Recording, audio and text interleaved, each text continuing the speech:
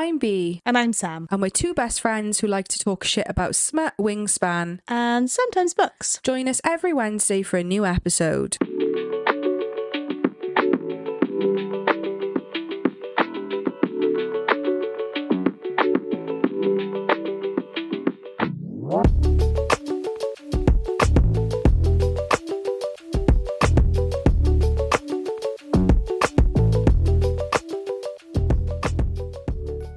Welcome back, Smutterflies. Hello, Smutterflies. Happy Wednesday. Yay. Hope everybody's ready to cry. Oh, but I hope it's the last time we cry for a little while.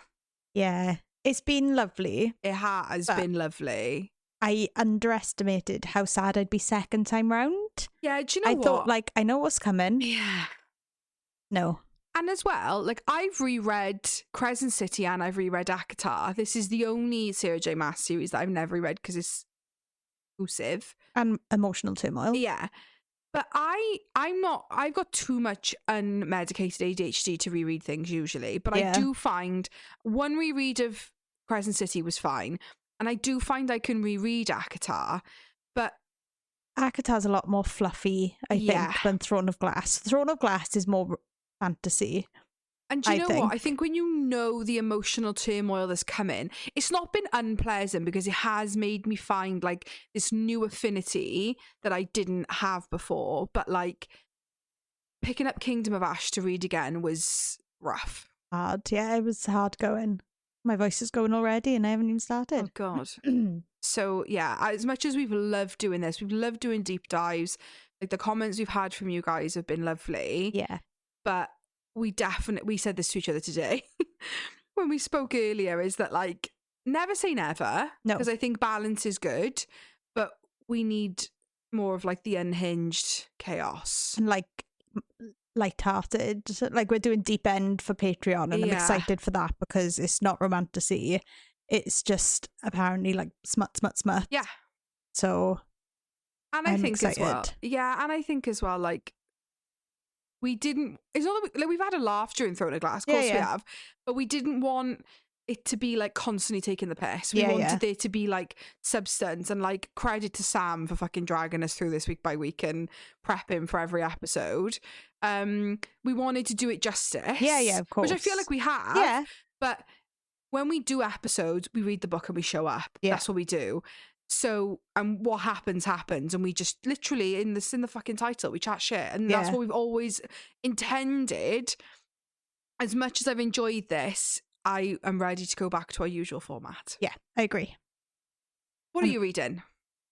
I'm reading Broken Souls and Bones by LJ Andrews, which is our next week's episode. It is. I'm 71% in my audiobook of Foxglove. Oh God, the end is nigh.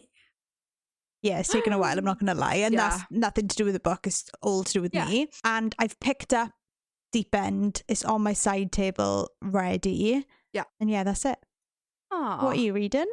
I just finished Sunrise on the Reaping audiobook this week. Yeah. It's a Kingdom of Ash level. Like, it was... Like, you know the ending, right? Because it's a prequel within reason. Yeah. But, like, fuck me. Like, I was sobbing. I sent you a picture of me just crying in the car.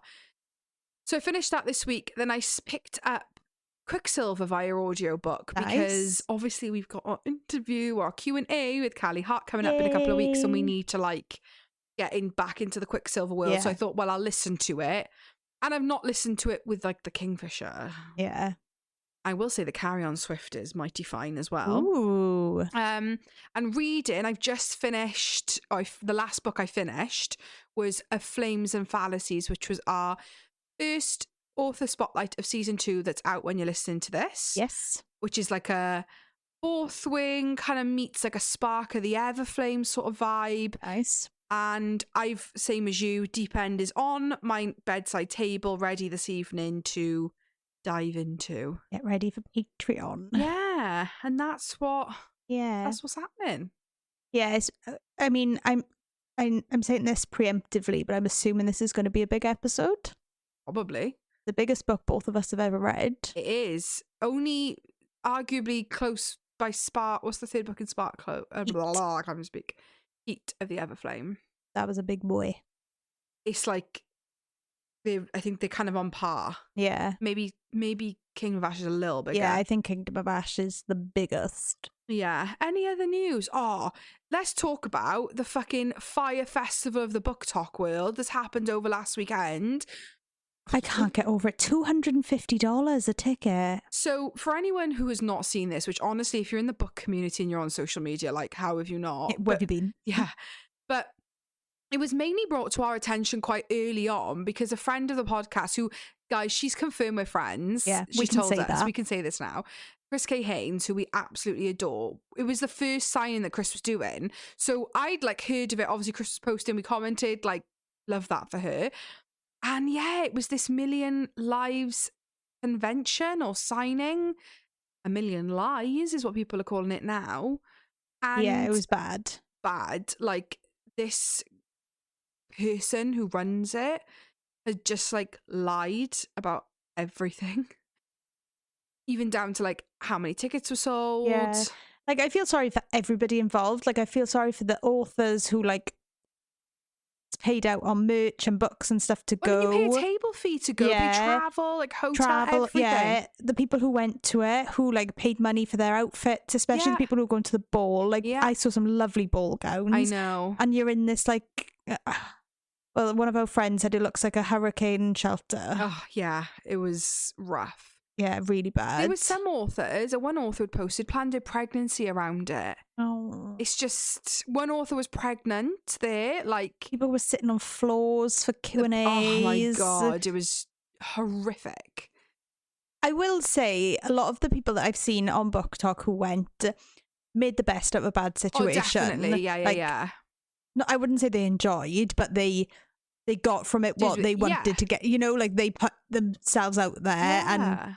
you know, just thought, well, this is a shit show. I'm just going to throw my whole chest into it and just enjoy myself. Yeah, they made something out of it with what they had, but absolutely wild. So awful. Heartbroken for Chris. Yeah, and all the other authors that, you know, are out of pocket. I'm really sad for everybody involved. Yeah. Anything else going on in the book world?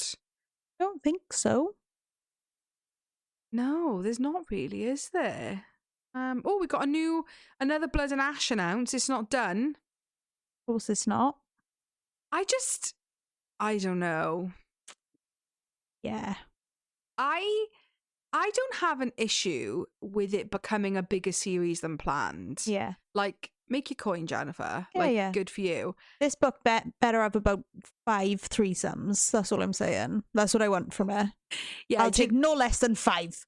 Yeah, do you know what I think it is with this series is like how in the dark everyone is about it. You know, it's all a bit up in the air, isn't it? It's like, yeah, it just feels like they wake up on a Tuesday morning and decide this is what we're gonna do. Yeah, and we're just gonna tell people. So it's been delayed. Yeah, and it's not the final book, which I'm not mad about. No, but like, I hope she goes back to the way like book 1, 2 were.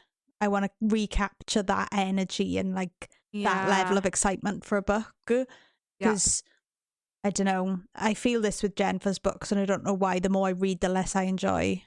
I feel like the first 1 or 2 books in each series I'm like yeah, and then like 3, 4 I'm like ugh. Yeah, and it was the same for both series. I'm wading through wet mud. Yes. And well, last time we recorded, we hadn't done Akaten. That was so much fun. It was. We went to our local Waterstones and we hosted their 10-year anniversary party for Akatar. Yeah.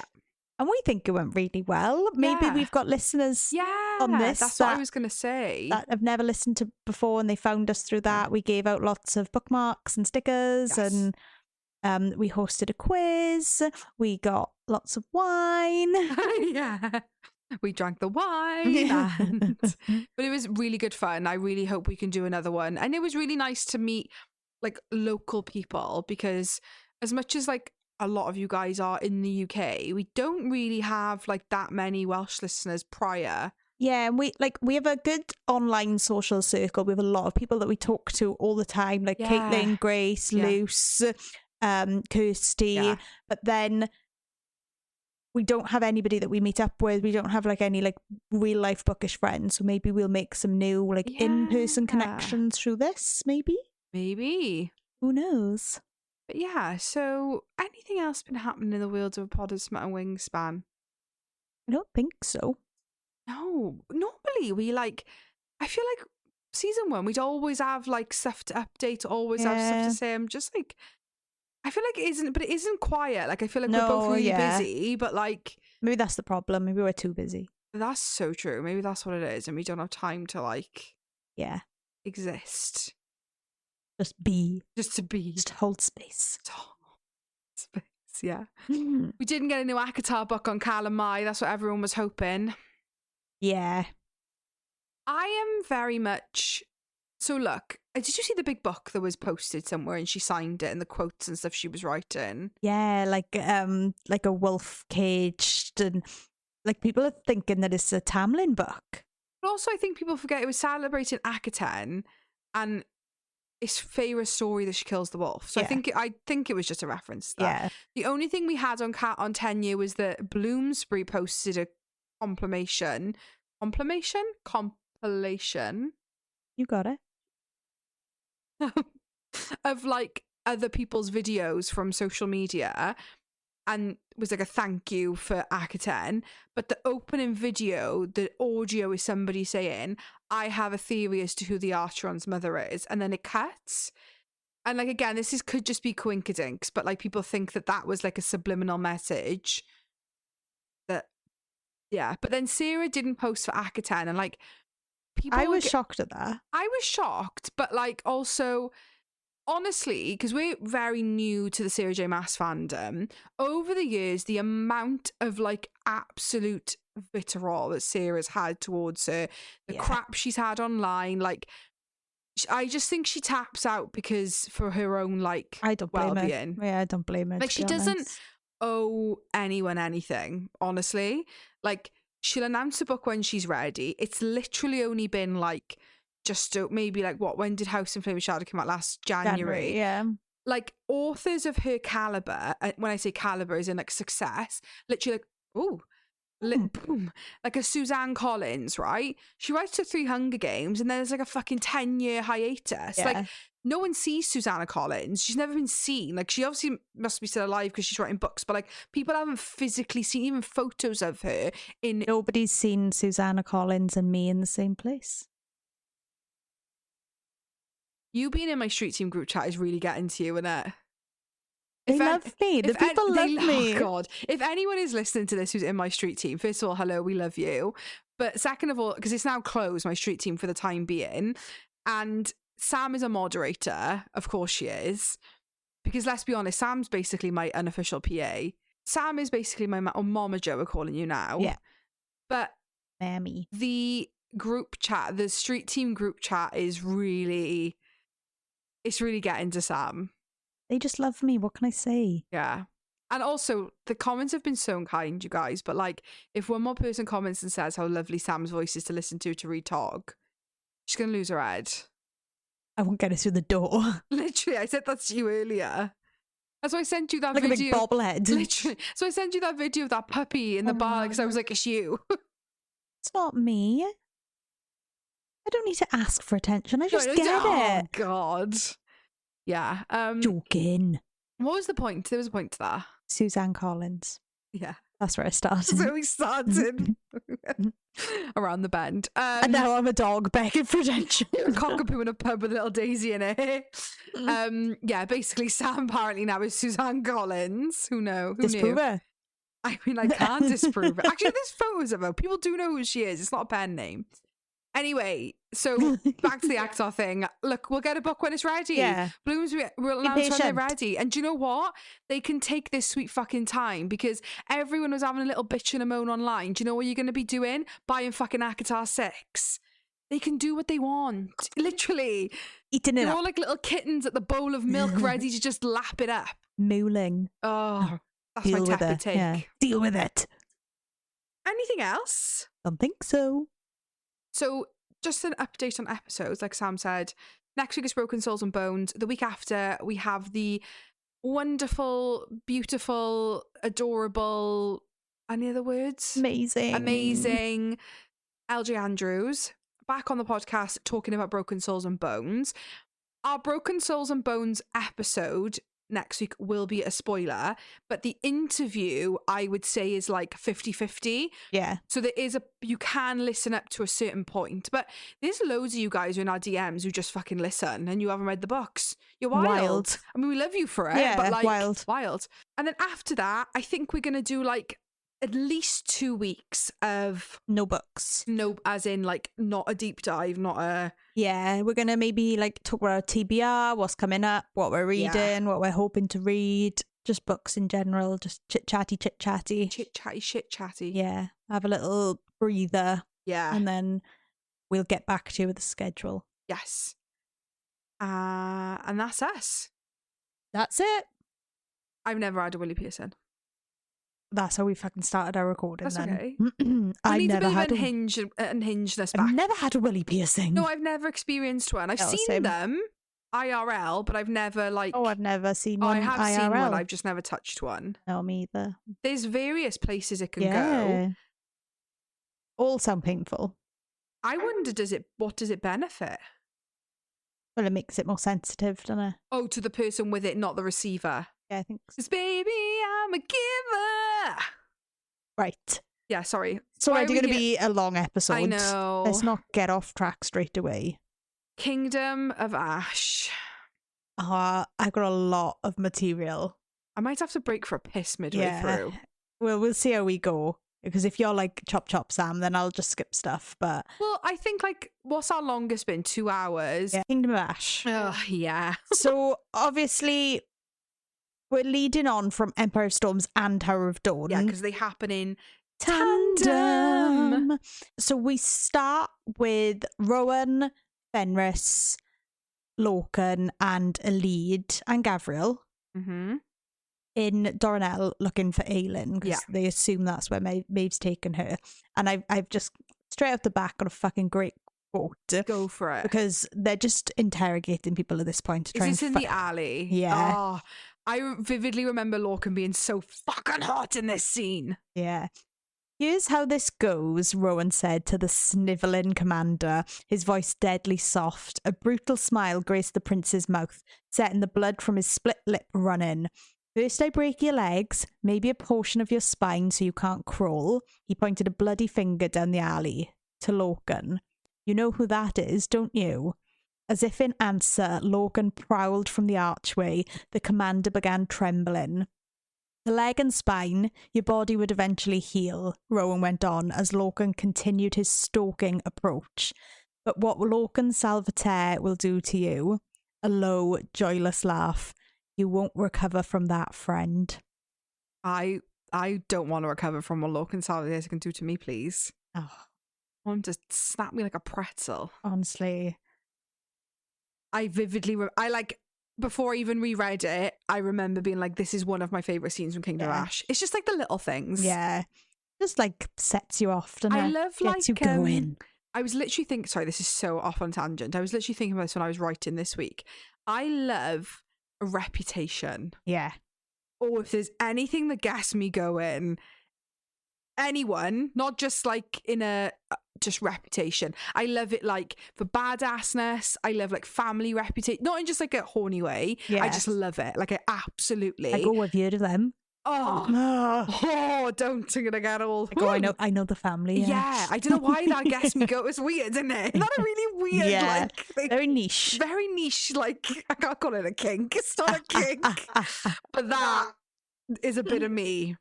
Lorcan Salvaterre prowling out of an arch. Yeah, making people piss their pants. I'm sure the guy pisses his pants. I haven't got the full quote, but I'm sure he pisses his pants when he sees him. And then we get the most beautiful relationship blossoming between Aelin and Fenris. Because where are they? Under Maeve's stronghold. So she is in Dornell. Yeah. 1 blink for yes, 2 for no, 3 for are you all right, 4 for I am here, I am with you, 5 for this is real, you are awake. Fenris again blinked 3 times. Are you all right? Aelin swallowed against the thickness in her throat, her tongue peeling off the roof of her mouth. She blinked once. She blinked once. Yes.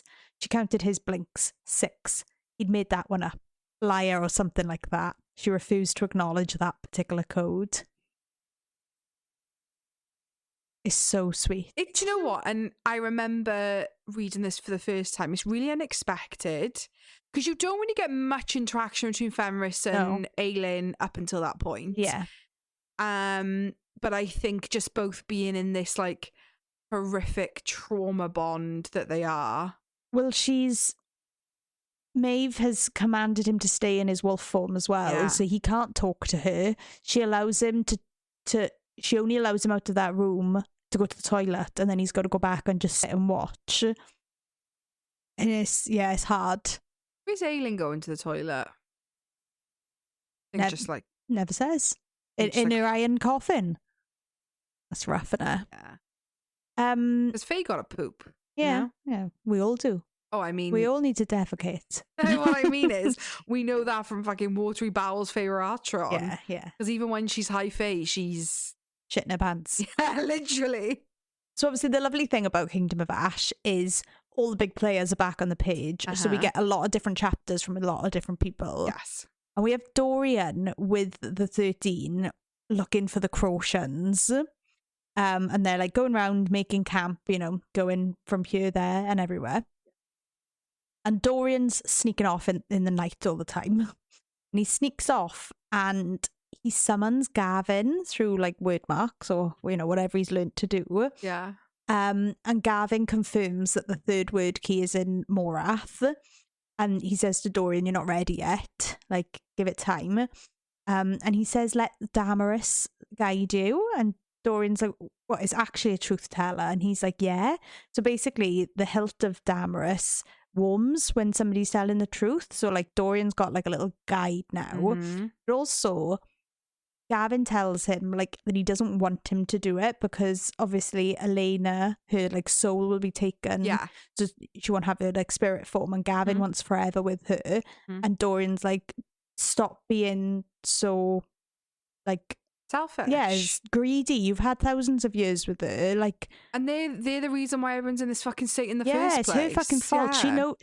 She's come to terms with the fact that like she's gonna be wiped away. Like, you need to come to terms with it, Gavin, and stop being so fucking selfish. Agreed. She's a little bitch. Anything else? Sorry. No, I have nothing to add to that. Little bitch. No, yeah, I have lots of thoughts about Dorian with the 13th, but I'm sure we're going to get to them in a minute. Yeah. Yeah. This is... So, a lead through a good portion of this book fucking hates Loken. It's so rough. It's horrible. She hates him. So this is a lead talking.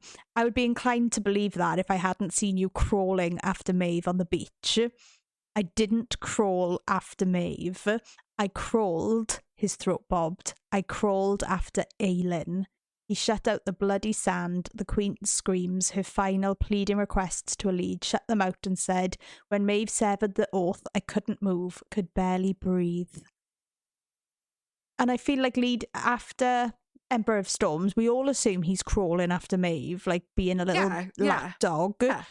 And that's like one of the first times we see like emotion from Loken and like his loyalty wavering because he's always served Maeve. Like it's been hundreds of years, thousands of years. Yeah. Do you know what as well? This is like somebody's probably had this like theory before. This is probably not fresh news, but I'm just gonna repeat it because I thought it when I was reading it. The way Loken behaves, crawl into Aelin, because him and Aelin don't have a great relationship at that point. No. Like, he's just turned him in. Like, he's warming, but he's still considered a kind of enemy at that point at the end of Empire of Storms. The way he behaves towards Aelin is like he has the blood oath. Yeah. But I was thinking, is it maybe like this almost... He doesn't have a blood oath to Maeve anymore at that point. She's taken it away from him. Is it almost like a... I wouldn't say animalistic, but like, because she's Fae and she's the queen. I'm not saying she's the queen of the Fae, but there's technically no such thing. Like what Maeve is not like natural. There's not supposed to be like a queen of the Fae.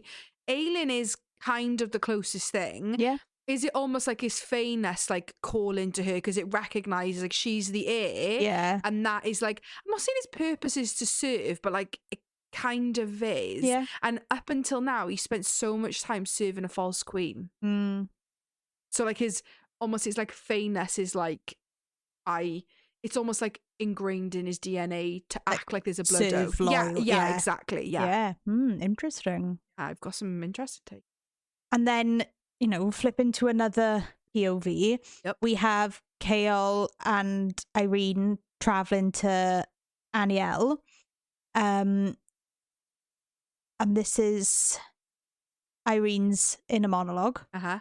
She didn't tell the healer on high that she wasn't entirely sure how much longer she'd be a help. Not yet. Hadn't whispered a word of that doubt to anyone, even Chaol. Irene's hand drifted across her abdomen and lingered. Oh, God. Now, we don't like a pregnancy trope. I don't. Do you know what? I don't dislike Irene's pregnancy trope. But I think we need to stop saying that. Okay. I don't think, because in the books where we've read them, we like it. We like it in Akasef. Oh, sorry, I should say spoiler, but like, yeah, spoiler for Akasef. But we like it in Silver Flames. Yeah, we like it in this. I like it in there. I'm fine when it makes sense. Yeah, I think it's more like, I've not read full books, but like, I think when it's used as like a fixer, you know? Yeah, I don't know. I didn't remember this. Like, I did remember it, but I didn't remember it, if that makes sense. Like, I was reading it and I was like, oh yeah, I forgot about that. So Manon is attacked by a bear. Yes. It's not a bear.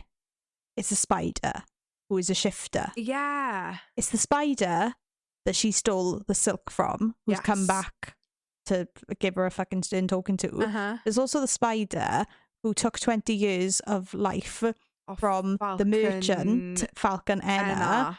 And that's how she can shift, because she took his abilities. So now we've got a shifter spider. And I've written here, full circle moment. Wild, isn't it? Because that's threads all the way back from Assassin's Blade. Yeah. Because it must be Era of Fire that Manon goes to get that spider silk, isn't it? Yeah, it would be, because she's not in any earlier books. Wild, isn't it? Mental. So that was one thing I think, reading it for the first time I maybe didn't pick up on, but it was clarified more rereading this. I don't think I clocked on to the fact that the reason why that spider can shift is because it's taken power. So I was really confused. Like, well, can all the spiders shift? Because none of the spiders in Antica can shift. And am I right in saying like that spider is one of the only ones in Erilea, or like odd, like no, there's loads in Erilea. That's where Manon goes. I don't know why I thought so. There's some in Antica and some. The one in Antica are the Karen Kai, which are Maeve's handmaidens. Yeah, and then all the ones in Erilea are like the distant like relatives of. Gotcha. It says here, the spider seethed. I took 2 decades from a young merchant's life in exchange for my silk. The gift of his shifting flowed through his life force, some of it at least. All those eyes narrowed on Manon. He willingly paid the price. Obviously, Manon stole her. She stole loads of it. Yeah. Wild. She's nuts, isn't she? Yeah, she can give a fuck. Oh, God. So,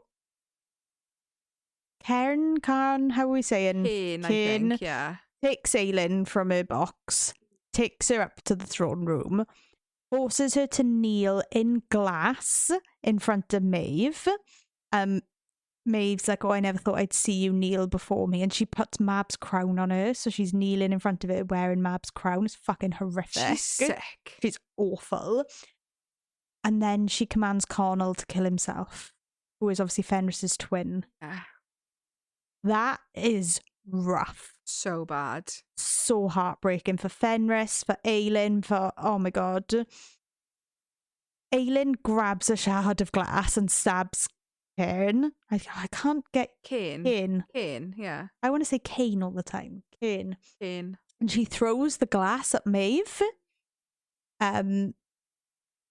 So Cain sees bitch, but she didn't hear him. Not as a trickle of blood snaked down Maeve's cheek, black blood, as dark as night, as dark as the eyes that the queen fixed on her. A hand rising to her cheek. Aelin's legs slackened, and she didn't fight the guards heaving her away. A blink and the blood flowed red, its scent as coppery as her own. A trick of the light, a hallucination, another dream. Maeve peered at the crimson stain caught in her pale fingers. An onyx wind snapped for Aelin, wrapping around her neck. It squeezed and she knew no more. Yeah, I have thoughts about it, but I don't know if we want to. But we spoke about this in Empire Storms. I think we spoke about it. So, slight spoilers for ACOTAR. Listening to this bit, the more we get of Maeve, the more we made this comparison in Empire Storms. How similar her power is to Rhys's. Yeah. But what I do think it makes me think in the Massiverse setting is I think because Rhys is described as most powerful High Lord in Prythian, right? Yeah. Arguably, in the Sarah J. Maas world, one of the most powerful individuals. This like capabilities that she has with mind control and mind tricks like that she can just make you think that you saw something that you didn't. For me, the more I read about Maeve, the more concerned it makes me for Rhys. Yeah, same. Does that make the more I'm fueled by the Rhys is evil theory? Yeah, it makes me really concerned. Yeah, because I think we've only ever seen Rhys from other people's POV, and it makes you question like Maeve is the big bad in this, right? Yeah, but Rhys isn't, that we think in ACOTAR. Yeah, so like, yeah, it just makes me concerned. Interesting. So Aelin's put back in her metal box with the, metal mask and all this. And she's like in and out of consciousness, and she sees her mother, and her mother is saying to her, "You do not yield, you do not yield." And as Aelin is listening to this, she's punching the lid of the box, and then once she's taken out, there's a huge dent in the box, which she shouldn't be able to do. Like, she shouldn't have any power within the iron. And at the same time, Rowan and Gavriel feel like a ripple of power coming out of Doranel. And Rowan's like, that's where she is. That is where she is.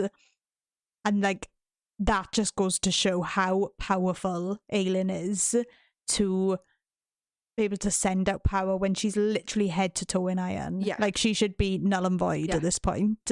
And has been tortured repeatedly. And healed. It's tortured awful. And healed. Tortured and healed. Scars. Oh, I know. Oh, that's so rough. Yeah. Like the scars that she had from Sam. And like Dovia. Everything. And this is a fan theory online, but somebody posted like they took the skin that Sam touched. Oh, don't say that. Like, she doesn't have anything left of him because it's not even the same skin. Oh, stop it. Sorry. Stop it. But imagine Rowan's like inner thoughts. Imagine what it was like to be Rowan. He is beyond lost the plot. Oh my God. Like, he's barely keeping his... I'm not a Rowan... We've said this week on week. We're not Rowan fans, but I actually enjoy Rowan the most in Kingdom of Ash. I agree. I think we see a really vulnerable side to him, particularly when Aelin's not there. Yeah. And just imagine what that would have been like to be Rowan when he felt that. Horrendous. Like, but the desperation that he's felt for like weeks and weeks looking for, or months, I think it is, literally looking for her. So Manon finds the Crocians and she meets her great grandmother Glenys. Yeah. And Glenys asks, "Did Rhiannon find you?" Yeah. And she's basically like, "Yeah, she's dead." Yeah.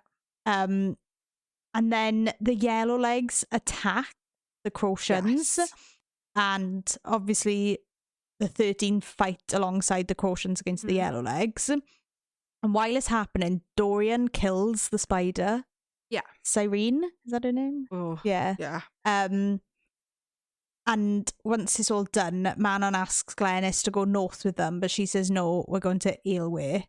So Manon's like, "Oh, for fuck's sake, like, I've got one job and you're not playing ball." You fucking north. Yeah, and you're going in the opposite direction. Yeah, but they do go with it, don't they? But yeah, Dorian killing that spider was interesting because it had a little ripple effect that we'll see later on. Oh.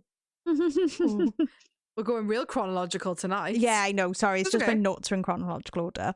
So then back in Orinth, they're having a meeting with the Lords, Darrow, the cunt and all of that. What was that? What number's that? I've lost count. You'll have to remind us, guys. Yeah. And a Valg attacks the meeting. Yes. And he knows Aelin isn't Aelin and he's going to tell them. So she has him killed. And they're like, we could have questioned him. And she's like, because obviously it's Lysandra, it's not Aelin. And Nox tells her that he knows it isn't her. And she's like, what are you on about? And he's like, well, we met. You saved my life. I'm not going to forget Selena Sardothia. And she's like, oh, shit. Yep. He's like, don't worry. You know, like, your secret's safe with me. Like, it's fine.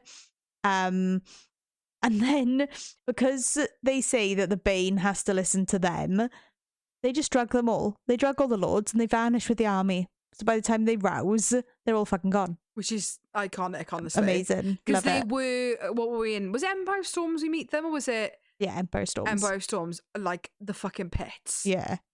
Horrible people. Yeah. So yeah, they just all get poisoned, knocked out, and then they vanish with the army. Sucks Bye. to be you. Oh my god. I've got you. Chaol and Irene arrive at Aniel. Chaol's dad is a cunt and calls Irene rabble. He is the fucking pits. He's the worst. Like, that didn't come as a surprise to me. I think I knew he was going to be a knobhead. Yeah. Like, I felt like Chaol came from a very difficult background, but oh my god, is he the fucking pits. Oh my god, he's horrific. And he's basically like, there's a huge army marching on Aniel, like, we need to prepare for a siege. And his dad's like not having any of it, and he's like, can you just fucking listen to me for once? And he says like, oh, I've sent your mother and your brother into the mountains to be safe. We learn later on, no you didn't, they fled because they're fucking sick of you. They left you. Awful. And then we get Maeve putting images into Aelin's head. So she's like creating alternate realities for Aelin. Yeah. And she creates one where Aelin and Rowan are sitting under a tree listening to their Aunt Maeve tell a story about how she came to this world. And she's trying to trick Aelin into telling her where the word keys are. But even then, in this like fantasy where like it's amazing because Rowan's always been her mate, there was never Lyria, there was never Endovia. She always met Rowan when she was young, and you know, it all fell into place. Even when she's in this like amazing alternate reality, she still won't give in. Maeve's like, right, don't worry, I'm gonna get a Val collar. I'm gonna sort all this out once and for all. Meanwhile, Elide is like, I'm gonna go into Doranel and I'm gonna ask about Cain and just see what I can find out. And she meets Lorcan's ex, Essa. Yeah. And she says, well, I can tell you where Cairn is, but Maeve's not here. She's gone. But he's out in like where the army's camped out. Yeah, like an encampment. Like a big field with all tents. So they know where Cairn is. So they assume Aelin's with him and not with Maeve, wherever she's gone. Yeah. And then it flips to Dorian trying to shift. And he's trying to change his eyes. Like, he's just trying to do one thing and he changes his eye colour to brown. Yeah. And he's so fucking chuffed because he's trying really, really hard to master shifting. Well, and obviously he's got this power from the spider. Oh. I thought that's what happens. He gets it from the spider because he kills the spider. No. Oh. The spider had it from a bargain with the merchant. Yeah, I kind of assume because he killed the spider, that's how he got it. He's always been able to shift. Yeah, that's how... He's got raw magic. That's the point of it. Yeah, I didn't... Okay. I was thought it was from the sorry, I thought it was from the spider. That's how it works. No, it's his raw magic. Okay. Raw. It's fucking raw. So then they're in this tent thing, and Cain tells Aelin, I'm gonna burn you, I'm gonna melt your face off, I'm gonna melt your skin off your bones. And Fenris breaks his blood oath and attacks Cain. And it's like, he's trying to get up and he can't move. And it's like, it's killing him to break this blood oath. But he's like, I'm going to fucking kill you. And Aelin just runs out into the field. And she bumps into Lorcan. Lorcan obviously takes her back towards Elide. But at the same time, Rowan and Gavriel are running. Yeah. And he obviously sees her and she's literally just slicing through people. Like, she's just cutting her way through this army battlefield, and she's like, you have to go back for Fenris, like, get Fenris. So Rowan and Gavriel go back for Fenris, and obviously Cain is in the tent with Fenris. Karen groaned and unconscious. Karen groaned as unconsciousness gave way. By the time he awoke, chained to that metal table, Rowan was ready. Karen beheld who stood over him, the tool in Rowan's tattooed hand. The others he had also laid out on that piece of velvet, and began thrashing. The iron chains held firm. Then Ken beheld the frozen rage in Rowan's eyes, understood what he intended to do with that sharp, sharp knife. A dark stain spread across the front of his pants. Rowan wrapped an ice-kissed wind around the tent, blocking out all sound, and began. And it's implied that he literally flays him. Yeah. Like, he literally skins him alive. Yeah, he tells Aelin that later on. Yeah. He's like, there's nothing left, don't worry. Big woof. Also, just to jump back a little bit, that scene where she's running oh my God. and Lorcan saying to me, because he knows that Rowan's going to like go in and fuck up King, so they need to get Fenris.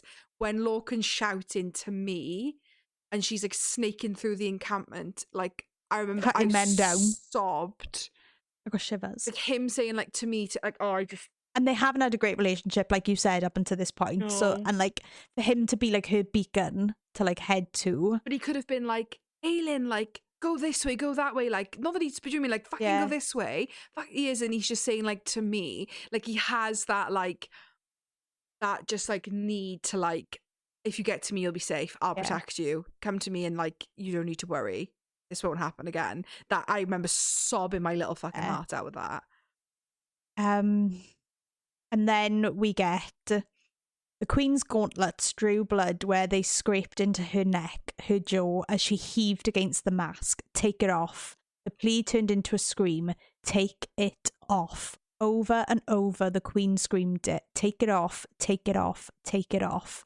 She was sobbing amid her screaming, the sounds shattering through the ancient forest. She said no other words, pleaded to no gods, no ancestors, only those words again and again and again. Take it off, take it off, take it off. Soundbite from the audiobook of that is devastating. Awful. Awful. But Rowan does take them off when he comes back. He draws his blood in word marks and gets them all off. And then they realise Fenris is dying because he's broken his blood oath. He's going to die. And Aelin gives him the blood oath and orders him to live as her first order. She says, live. But also, sorry, it's not funny, but like, you just keep thinking, poor fucking Aedion. Another one. Every Tom, Dick and fucking Harry has had a blood oath before him. And then the little folk come. Yes. And they take them to hide in a cave. That's really sweet. They go on the boat. Oh, yeah. It is in you. Sorry, I'm chronological today. Right. Meanwhile, elsewhere, hand to a new scene. Yes. The witches arrive in Erilea and all the Crotons that were there are dead. Yep. And the 13 bury them by hand, and Manon won't let anybody help. It's just the 13 who bury them all.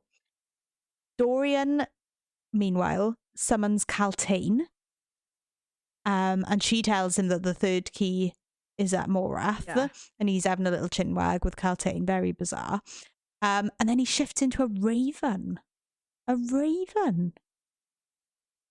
Now, this, I think, didn't remember it, but I just think it's one line, and I just thought it was so heart-wrenching. So it's Aelin talking to Rowan. I didn't break. I didn't tell them anything. Oh. As if anyone would have blamed her if she did. Yeah, she's that she undergone months of fucking torture. And that's the first thing she says to him. I didn't break. I didn't tell them anything. And she won't let him touch her. She won't let, she doesn't want to be held or kissed or... I really appreciated that. Same. Because they didn't see each other and just bang. Yeah, completely agree. Yeah. It's a really realistic, respectful trauma response. But I think it also shows the gravity and the maturity towards Aelin and Rowan's relationship in this book. I agree. And I think that's why I prefer them in this book. Yeah, because he's not like overbearing. He's not big protective Fae. No, he's like giving her his space. Yeah, he's giving her his space. The little folk come back and they bring Aelin Mab's crown. Yeah, I remember. Yeah, it's so lovely. Sweet. And then they take the boat through the cave. Yeah. And they travel under the Barrow-wights. Yes. And I think it's Rowan basically says, like, oh, they hoard treasure, like they steal, they're like magpies, and they hoard treasure. And Aelin's like, well, we probably need to fill our coffers. Yeah. So they go up and they just fucking rob everything. Yeah.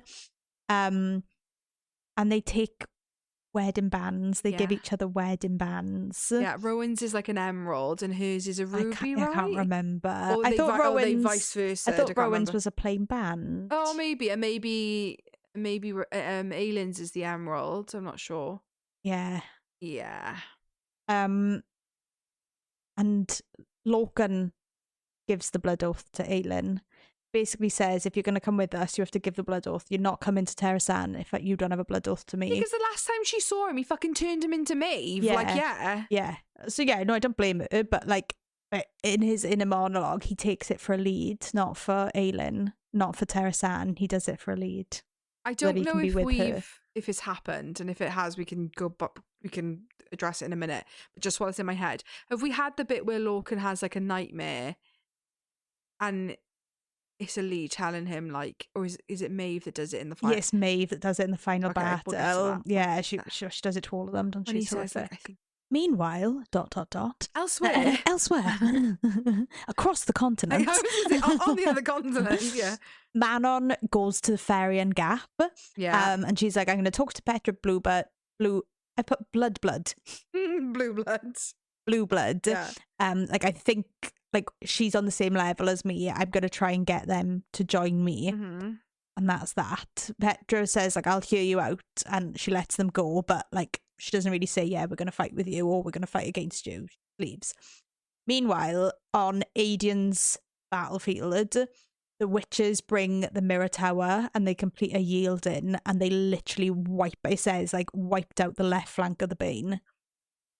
And they're like, fuck, we're going to have to scramble backwards now. Like, we're up Shit's Creek without a paddle. We defied all the lords. We ran off with the army and now we've fucking lost half of them.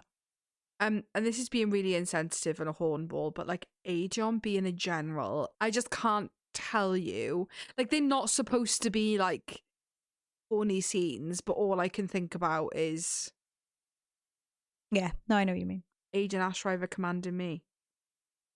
Aelin, Rowan, Gavriel, Lorcan, Alid, Fenris, the gang. The gang's all the new cadre. Yeah. They show up at Aniel. Yeah. And obviously we get Aelin and Irene seeing each other again for the first time.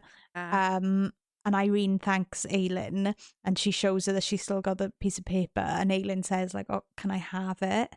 I can't. Yeah, I don't have I've written here. And Aelin introduces Gavriel and says, like, oh, he's Aegon's father. And Gavriel says, he is my pride. Oh, God. My pride. Yeah, sorry. Anyway. I just needed a moment with that. Anyway. Then we get Nesrin telling Aelin that Maeve is a Val Queen. Yeah. So she's, confirming what Aelin's been thinking. Aelin meets Falcon and he's got his youth back. So if you remember, he comes stumbling into the tent and Boat's like losing her edge. She's like, we were all just fucking sitting there. And then he just turned young again. Mm-hmm. So obviously that happens at the same time as Dorian kills Cyrene. Yeah. I've written here, this is not the time at all. Boat sneaking off to shag Yeron is top tier. Because she's like saying she fucking hates him. Yeah. And then they're sneaking off for a shag mid-battle. Like, right. Great. Love it. Get it, Boat. If anybody, like, honestly, if I could have like a novella, a spin-off novella, and Boat is in my top 5 choices. She's amazing. I love her so much. So obviously Aegon and all that retreat back to Orinth, and Davos strips him of his title as general and he takes the sword of Orinth off him. He's like, and I can't remember who it is, it might be Ren, says like he won that back, he got that back off the King of Ardalan, and Davos like, I don't fucking care. Like, he's defied an order, he's not a general, Killian is the general, you answer to Killian. And like, we're doing this chronologically, so I'm not going to jump ahead, but like, I just feel like, again, I don't think I really picked up, because you're jumping around so much, right? You kind of sometimes forget where you left somebody. Yeah. if you were to just read the Aedion chapters in this, I think Aedion's, how do I say it, like progression towards the end, where he maybe does some not a vibe things and says some not a vibe things, made more sense in this second read, because it was like, you've got to remember like what's happening to him. Yeah. Meanwhile, the Crocian matrons show up. So the Blue Blood, the Yellow Legs, and Manon's grandmother. And the Yellow Legs matron is wearing Rhiannon's crown. And Glenys is like, that is yours. So Manon starts fighting with them. She kills the Yellow Legs. She allows the Blue Blood to go, and her grandmother flees. So she doesn't get a chance on her grandmother. But she gets Rhiannon's crown, obviously, because she's killed Yellow Legs. And Glenys crowns her Queen of the Witches. Not of the Iron Teeth, not of the Crocians. She crowns her Queen of the Witches. Oh, I've got goosebumps. That's just such like a poignant moment for Manon. It really is. Fucking love Manon so much. Yeah, me too. So then we have the Battle of Aniel, where Erwin's soldiers are attacking the dam because they want to flood and drown all of the Kagan's soldiers, all of Aniel's soldiers. They want to drown the army. Lorcan falls on the battlefield,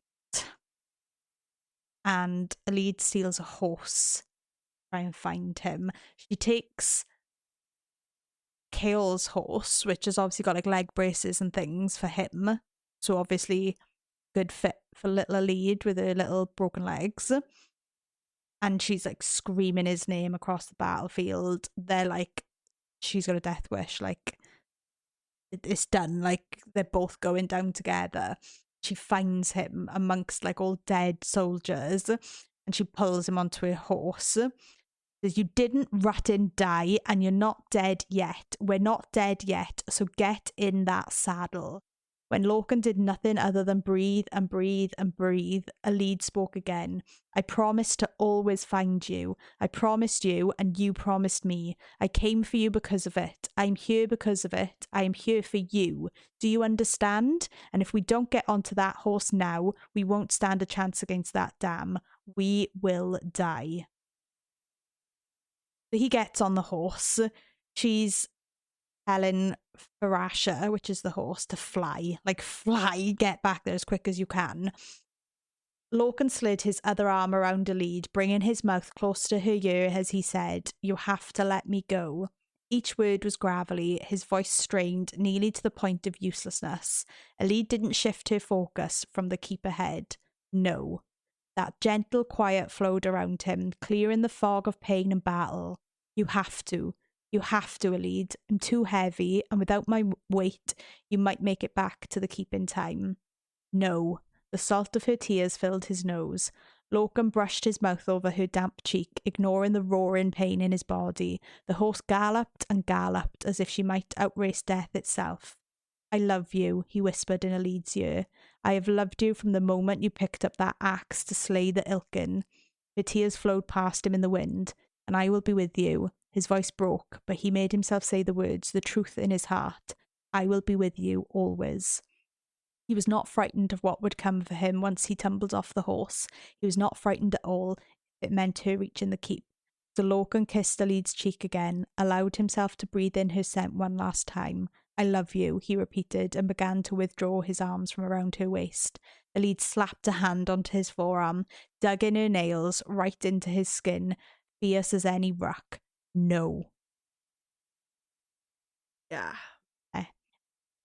Meanwhile, Mammy Aelin is like is using 3 months of power tunneling on the wall of water to save the soldiers, and she says that was Maeve's death blow. She was saving it. The whole time she hardly used her power. If you notice towards the end of Empire Storms, she hardly uses it because she knows it's coming. So she's reserving and reserving and reserving and reserving.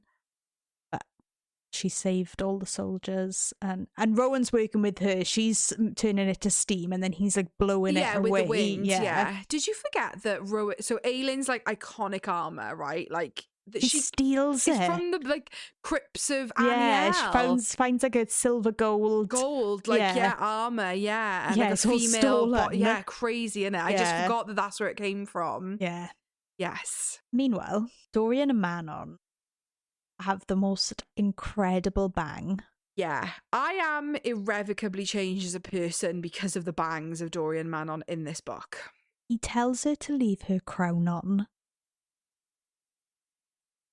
You know, reading that for the first time, I remember being like, fucking hell. Reading it for the second time. Jesus Christ, leave your crown on. Woof. I am a firm believer that if Tog was as graphically spicy as ACOTAR, we would be putting Dorian as our number one. Yeah, I agree. Because arguably he's far more Riz than Rhys. Yeah.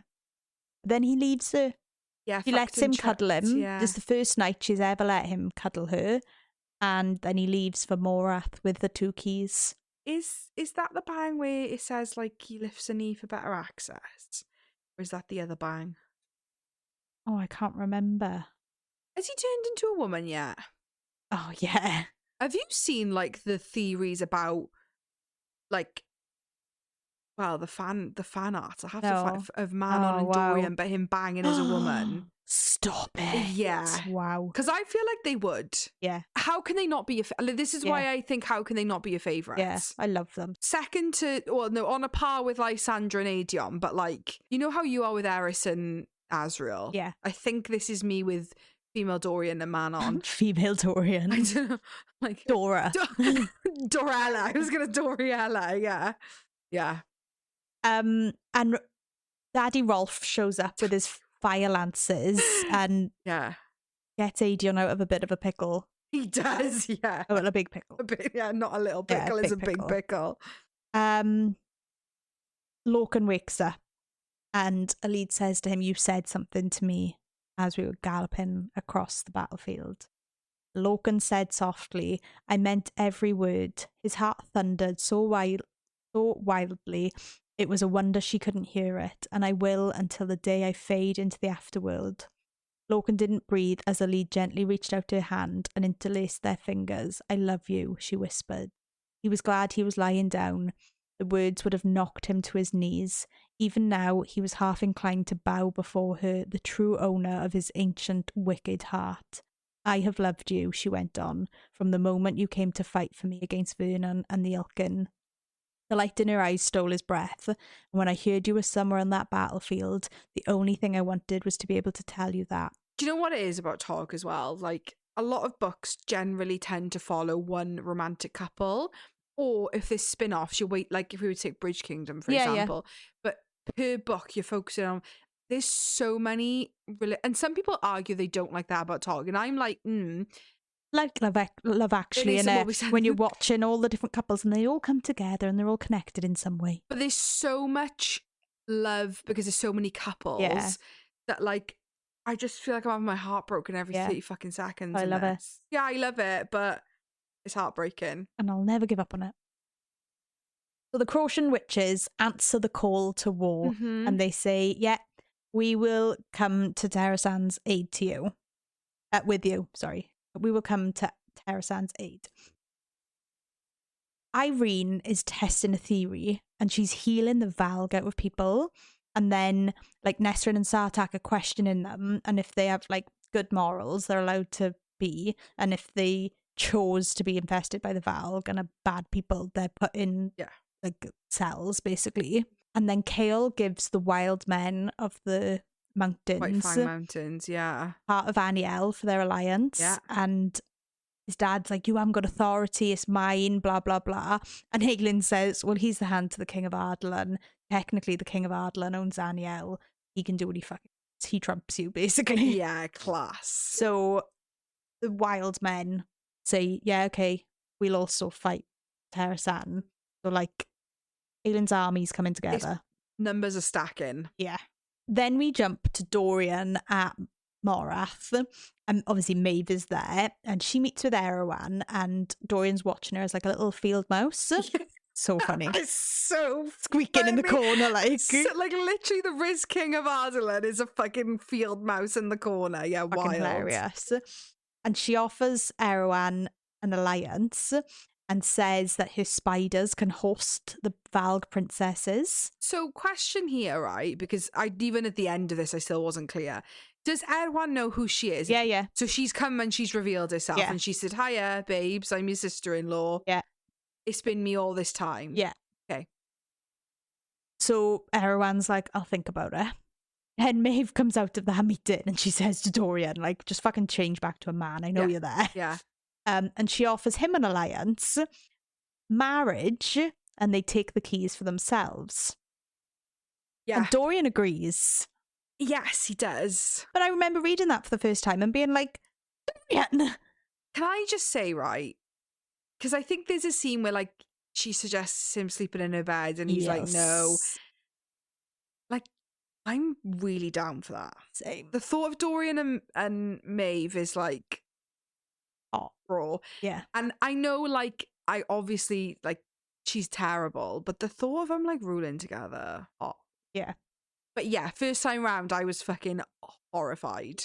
Dorian takes on Vernon's form and he goes and questions Erwan. Yeah.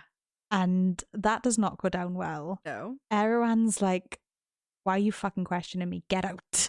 Like. But you know now, because Erwan is not showing his Duke parent and he's Erwan, he's so hot. So hot. Fuck. It's disturbing how many of the people we're not supposed to find hot we find hot. Honestly, can I just put it out there? I'm here for a Maeve, Dorian, and Erwan throuple, to be honest. So Nesrin goes up to the ferry and Gap and she's like, I'll let you know how many are there. Mm-hmm. Comes back and she's like, it's empty. And she's like really confused. She's like, I don't understand where all the witches have gone, where all the wyverns have gone. And then Gabriel and Kaol have a little moment and they're talking about Kaol becoming a father. And he's like, as long as I do a better job than my father, Kaol, about fucking smelly dad. Smelly, yeah. Gabriel says to Kaol, I will endeavour to be worthy of my son. But what I will say, right, is this is all lovely, but you know, all I ever think during these Gabriel scenes is like, Gabriel's perception of his relationship with Aedion is very different to the reality. Like, Gabriel's like, what does he say? He's my pride. And then Aedion's like, we've literally spoken once and I fucking hate you and you're an abandoner. Like, I know Gabriel never knew, because as soon as Gabriel knows, all he wants to do is be involved. So, like, you can't blame him because he didn't know any different. But, like, I shouldn't find it funny that I do. I feel like Gabriel's a bit deluded. He's a little delulu. Yeah. That he thinks he's got this. Do you know, like in Toy Story 2, when like Zurg and Buzz are like throwing each other and he's like, thanks, Dad. Like, and they're playing catch. That's what I think Gabriel thinks. That his relationship with Aedion is, and really Aedion's got like the worst daddy issues of anyone. Yeah. And then we get Maeve trying to seduce Erwan and he shuts that down. He's like, you can fuck off. I wish people were more open to seduction in this, because it would have made for a much spicier plotline. And he says, I'll ally with you if you give me all of your spiders as an army. And she's like, counter offer. I can open portals and I will show you your brothers. I'll show you that they're alive, and you'll be able to see them, and we'll get them eventually. He's like, okay. If you can show me my brothers, that's good enough for me. Because obviously, we find out Erwan's the youngest brother. Yeah, she was married to the eldest. Yeah. Meanwhile, in Orinth, 100,000 soldiers march on Orinth. They're fucked. But they've been out with the chemicals from the fire lances, planted them in the ground. So they do blow up 2 of the 3 witch towers from these chemicals. There's only 1 witch tower left in play now. Maeve opens the portal for Dorian to walk into Erwan's room. Dorian retrieves the key. And then Maeve jumps into his mind, but he's fighting her. And he steals her ability to world walk. So that's how powerful Dorian is. He can steal other people's powers. and he brings down Morath as he flies away. He's like flying into the distance, and Morath is literally crumbling in on itself because she thinks he was looking for the word key, but he was actually planting loads of stuff around so that he could blow it up. Yeah. Oh, I've written here, massive snaps for Dorian Riz, King of Adelin. Because that's a boss moment. But again, that's an Aelin moment, sneaking around, doing shit that nobody knows about. I know there's nobody for him to tell. Yeah. But class. With, again, this isn't spoilers, but like, do you think it's wild that Dorian gets this ability and then he doesn't use it? Oh.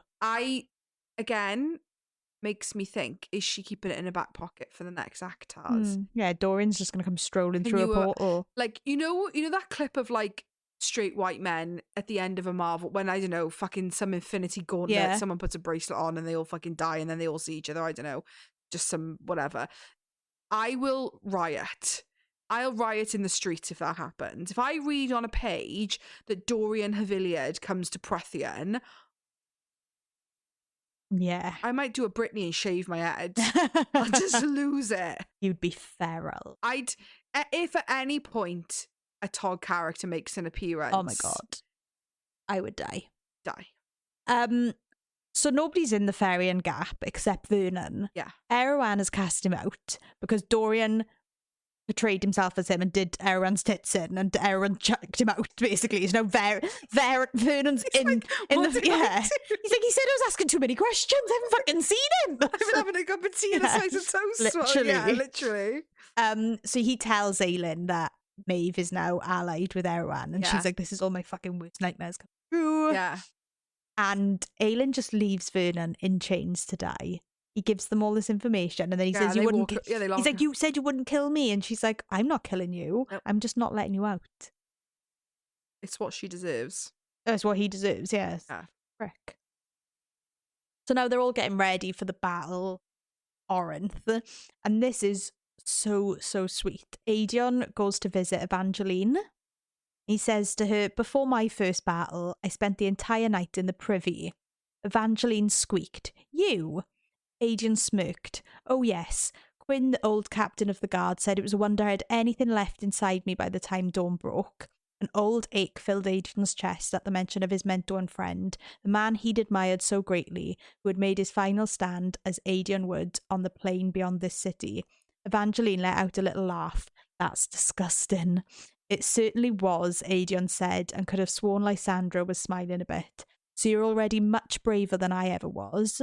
"I threw up earlier," Evangeline whispered. Aedion said in a conspiratorial whisper, "Better than shitting your pants, darling. Better than shitting your pants, sweetheart." Better than shitting your pants, sweetheart. For him being like I daddy. Know. Yeah. So they realise that, again, they're up Shit's Creek without a paddle. There's a lot of fucking soldiers at Orinth. And they're like, what is going to happen?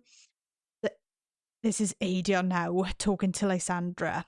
"Please, I am begging you, Lysandra, to go." Her chin lifted. "You are not asking our other allies to run, because I am not in love with our other allies." For a heartbeat, she blinked at him. Then her face crumpled, and Aedion only stared at her, unafraid of the words he'd spoken, only afraid of the dark mass that swept toward them, staying within formation above that endless army, afraid of what that legion would do to her, to Evangeline. "I should have told you," Aedion said, voice breaking. "Every day after I realised it, all these months, I should have told you every day." Has he already kicked her out naked? That happened. Oh, yeah. That was rough. That was rough. It's a really polarizing scene. Yeah. People really, and this is what I mean by like, yeah, no, I know what you mean. I don't justify it, but like, it's rough. It's just rough. It's just a bad time. Like, everyone else is not saying having fun, but like everyone else is like off dicking around, and you've Manon's been shagged in her crown. Manon's having a polyamorous or pansexual like relationship with Dorian. And like Sandra's in the mud with no clothes on. And like, I'm not saying they're having an easy time, but like Elise and Lorcan are fucking getting it on. Well, Kale's impregnated Irene, so they're banging. Rowan and Aelin are back banging.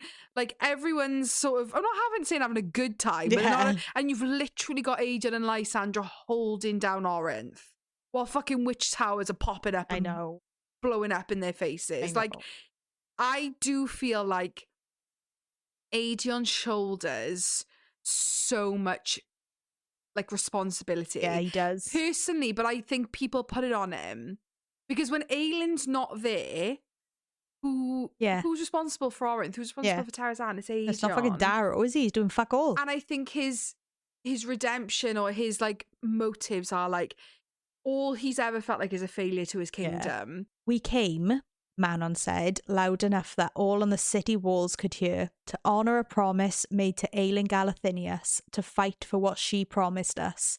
Darrow said quietly, and what was that? Manon smiled then. A better world.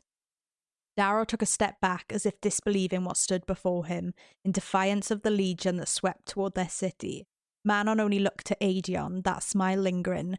Long ago, the Crocians fought beside Tarazan to honour the great debt we owed the Fae King Brannon for granting us a homeland. For centuries, we were your closest allies and friends. That crown of stars blazed bright upon her head. We heard your call for aid, and we have come to answer it. How many? Aegon breathed, scanning the skies, the mountains. How many? Pride and awe filled the Witch Queen's face, and even her golden eyes were lined with silver as she pointed towards the staghorns. See for yourself. And then, breaking from between the peaks, they appeared, red cloaks flowing on the wind.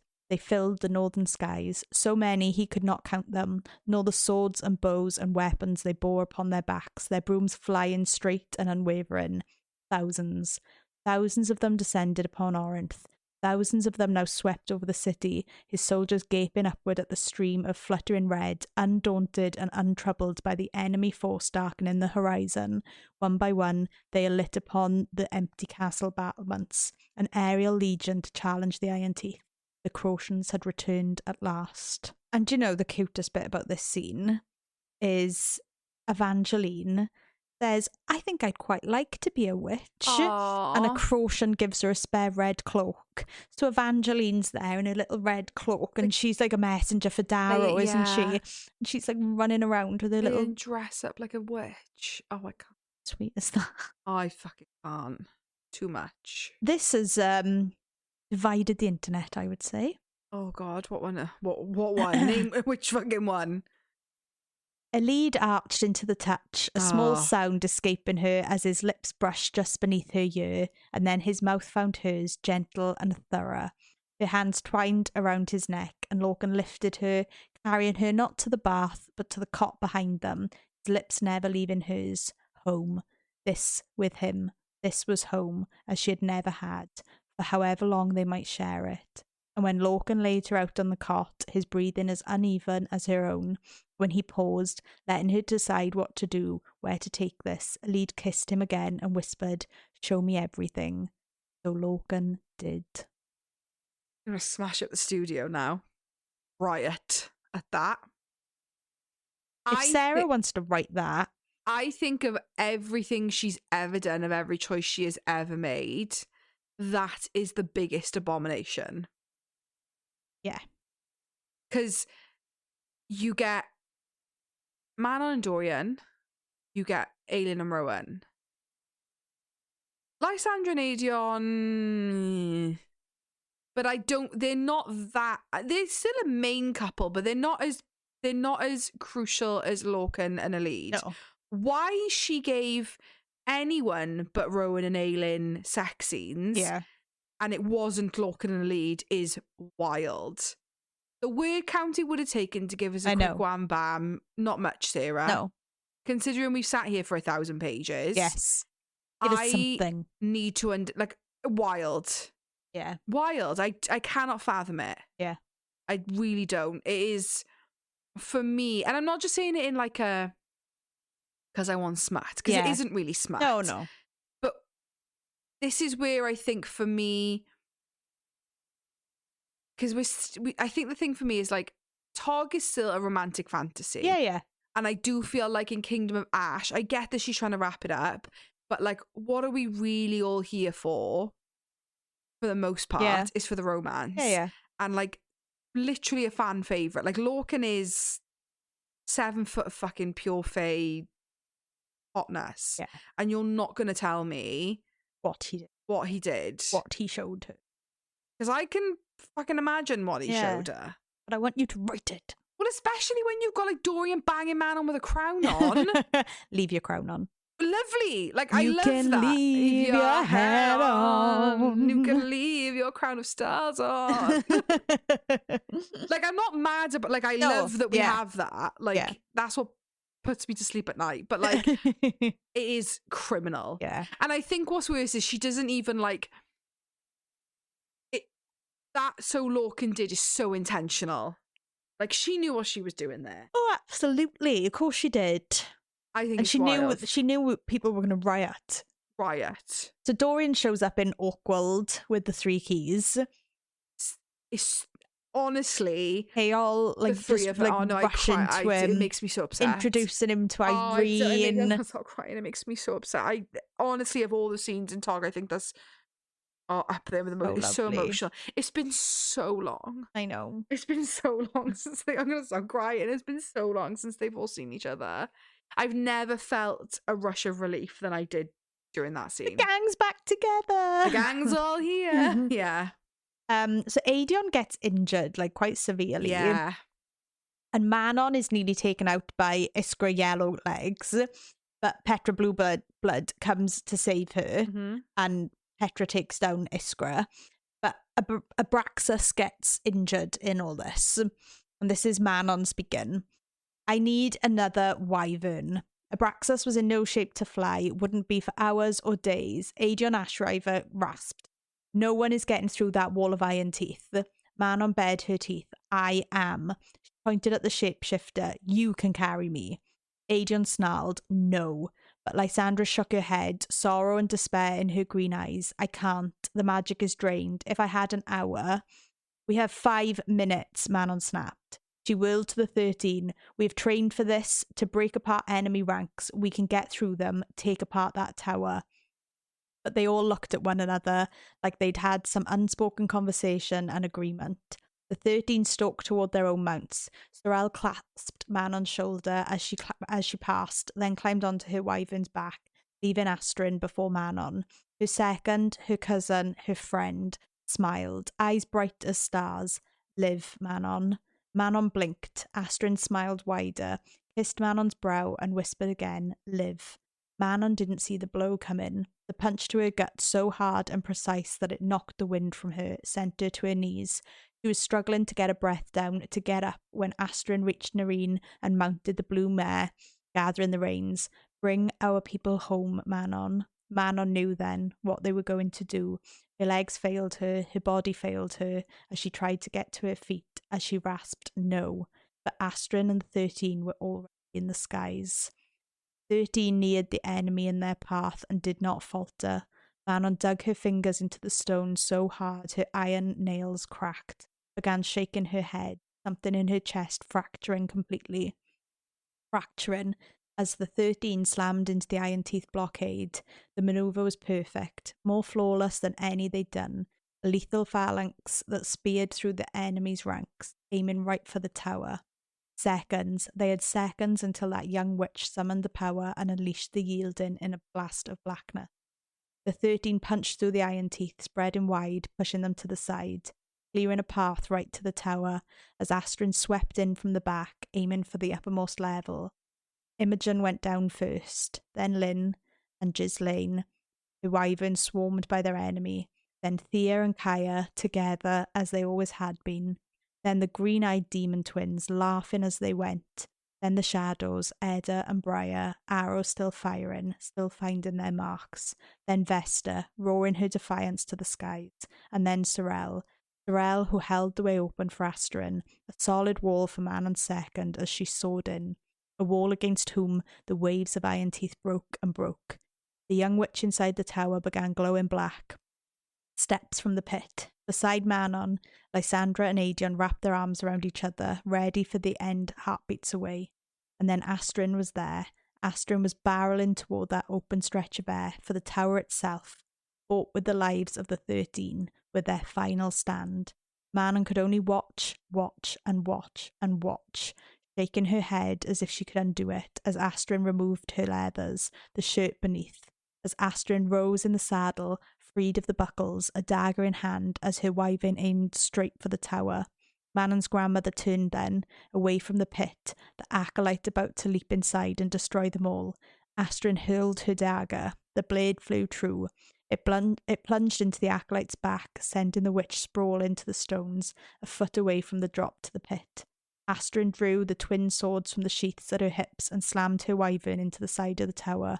The crack of bone on rock echoed across the world.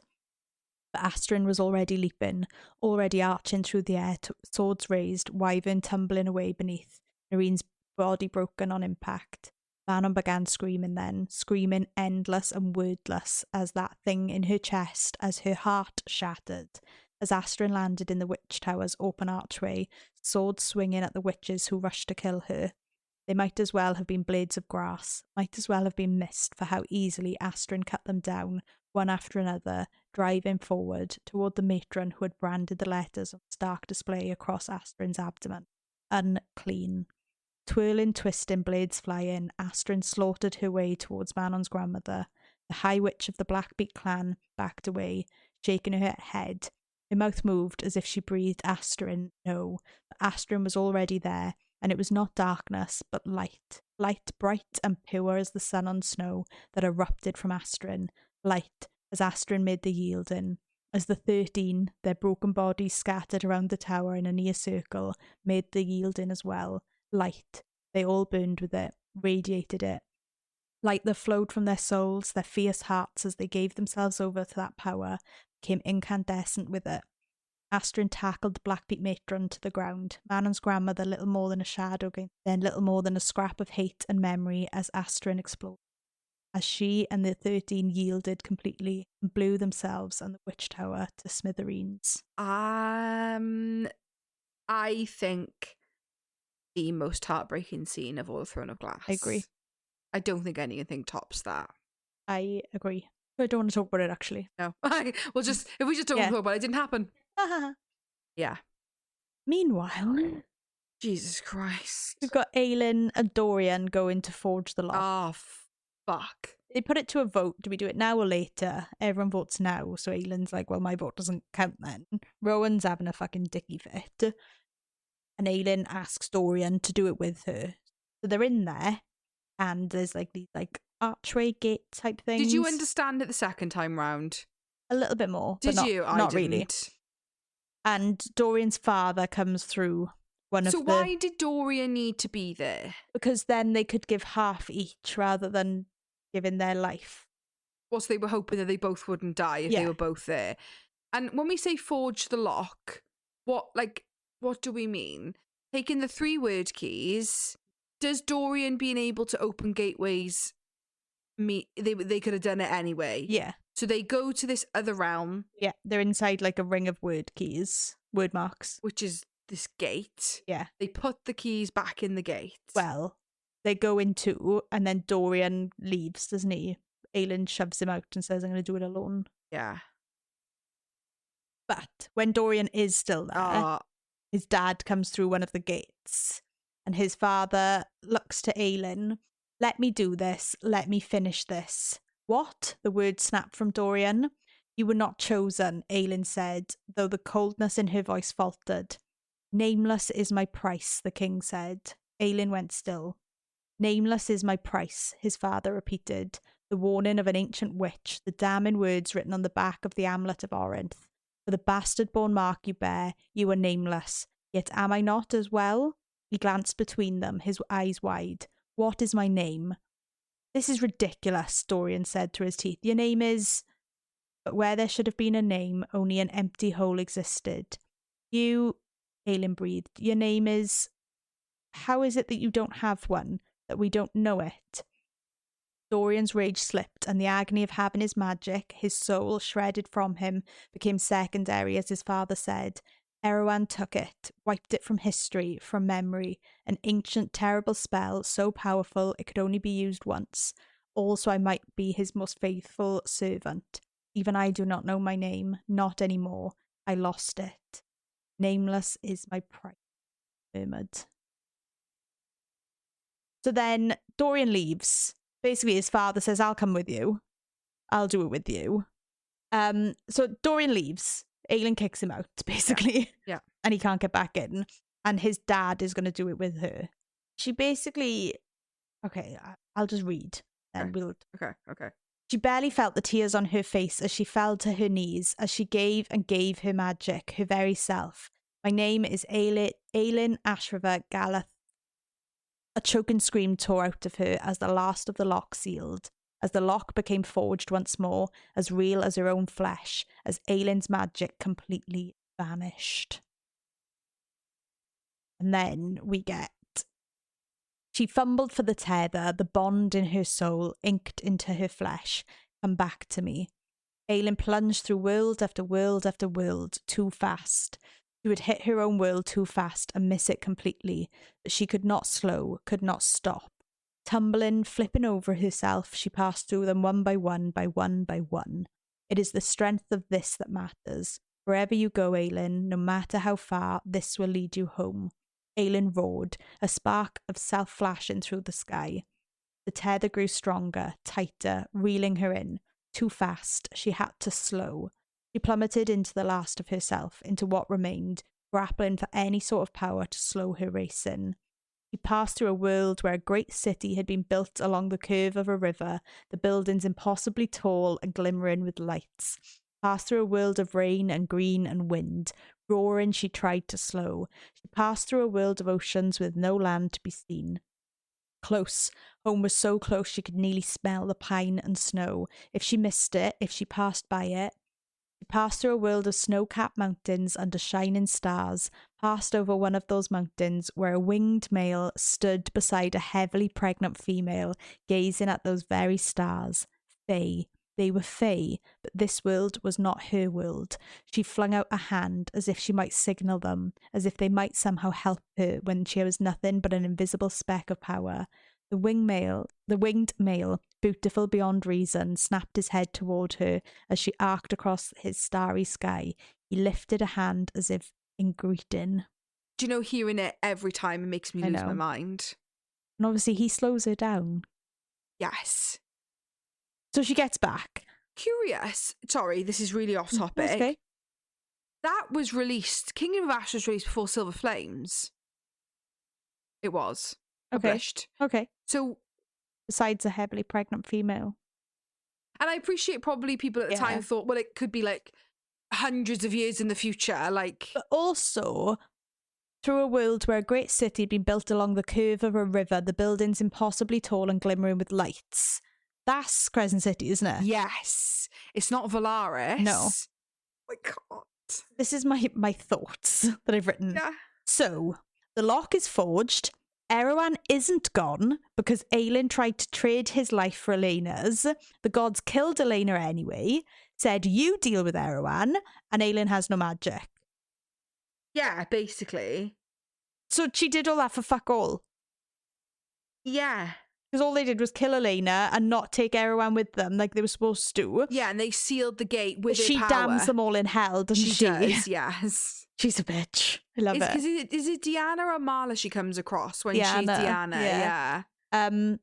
So she damns all the gods in hell then. Yeah. She fucking fucks them all off. And all she's left with is a drop of Maeve's power. Tiny. Yeah.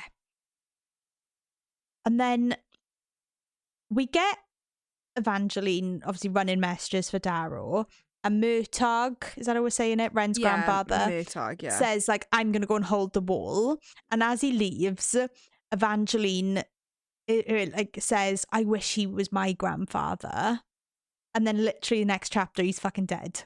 So they're walking through Oakwold Forest. There's a huge storm, a snowstorm. They're not going to get to Orinth. They're not going to be able to aid Aedion and their friends. At his side, Aelin stumbled a step. Rowan reached for her to keep her from falling, but she hadn't been falling. She'd been lurching forward as if to run ahead. Rowan saw at last what she beheld. Who emerged between the trees. Against the snow, he was nearly invisible with his white fur. Would have been invisible were it not for the golden flame flickering between his proud, towering antlers. The Lord of the North. And at his feet, all around him, the little folk. Snow clinging to her lashes, a small sound came out of Aelin as the creature nearest curled its hand, beckoning, as if to say, follow us.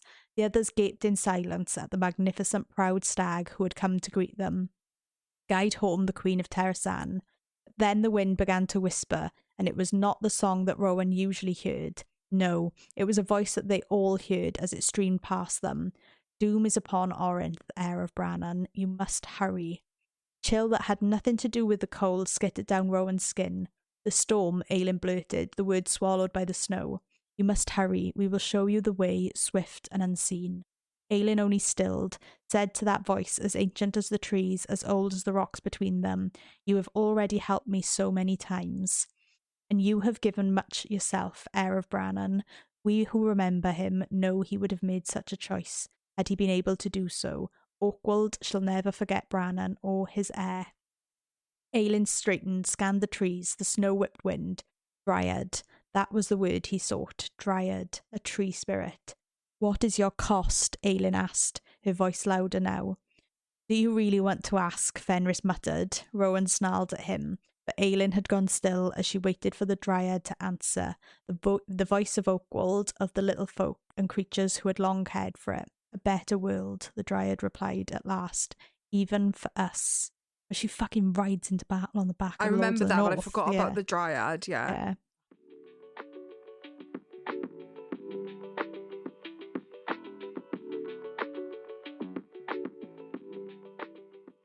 I'm Brooke. I'm Cammie, and we do Throne of Glass deep dives over at Bookish Realms Pod. In Kingdom of Ash, Fenris and Aelin develop a system for communicating by using blinks. What does full blink mean? Ding ding ding. Is it like I'm here and I'm with you, or like I'm here? Yeah, I'm here and I'm with you. Mm-hmm. Yes. Yes, that was really good. I'm so glad we actually got some legitimate, like you guys having to literally like it's like pulling blood from a stone. Like, come on, you can do it. Come on. It really is the teacher in us. We're like, you got it. I love it. I love it. I'm so happy I got that one. Yeah, I feel like it's like yes, no. I can't remember what it's 3 like I love you or something like that, and then 4 is this is real or something. Is 3 are you okay? Yeah, 3 is are you okay? 4 is I'm here, I'm with you, and 5 is the one that is like you're here, this is real. It's so sad. Man, we're like getting into the meat of the books right now. Like we're doing our air fire. We're gonna start dropping our air fire ones, and we like every like 2 days we are sending voicemails or voice messages to each other. Like, I just love this series. I'm in tears. Like, we're crazy. But these are like the best. Like the beginning books are the best ones, but are like good. But we're getting into like the roller coaster ride of emotions over here.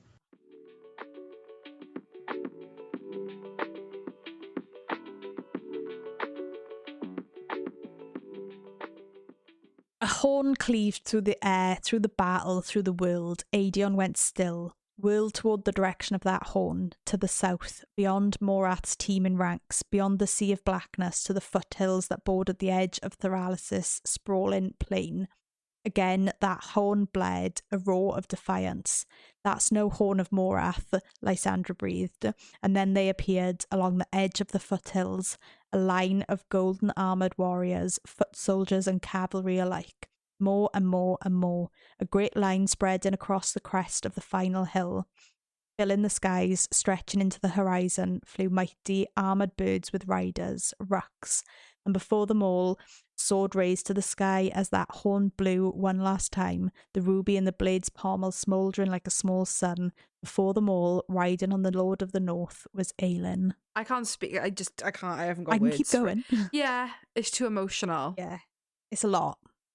Her name was Aelin Ashriver Whitethorn Galathynius, and she would not be afraid.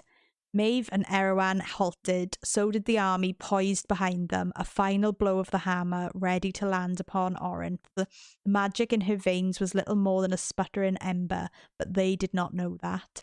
Her shaking hands threatened to drop her weapons, but she held firm, held fast. Not one more step toward Orinth would she allow them to make. Maeve smiled. What a very long way you've travelled, Aelin. Aelin only angled Goldrin, met Erewhon's golden stare. His eyes flared as he took in the sword, remembered it.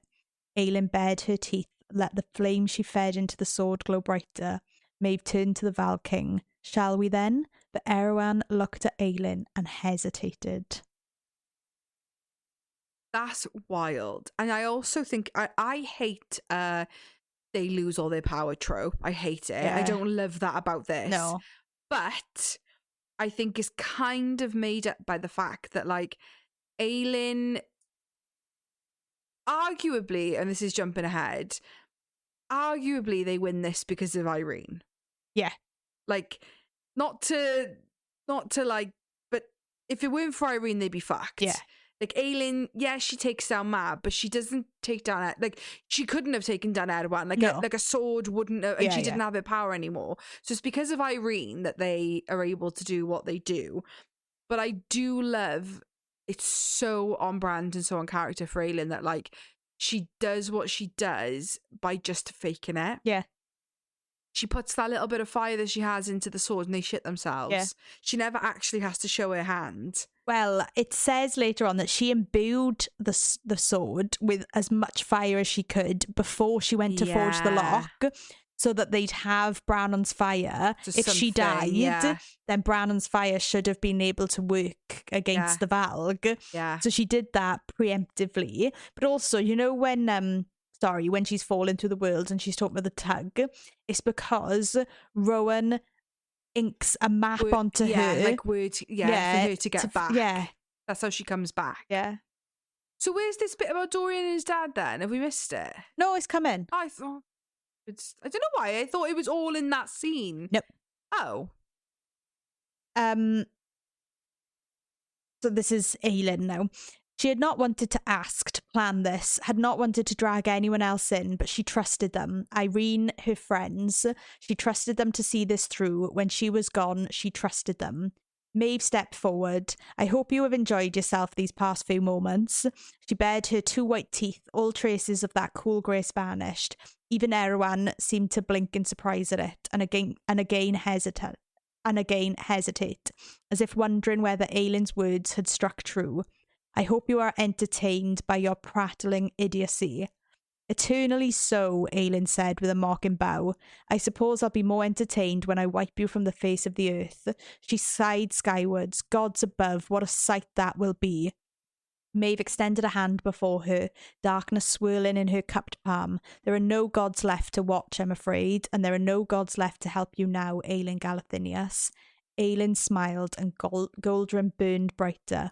I am a god. She unleashed herself upon them. Take your fire hearts, take your you do not yield, take you to whatever ends. That is the fucking quote of the series. Yeah. I am a god.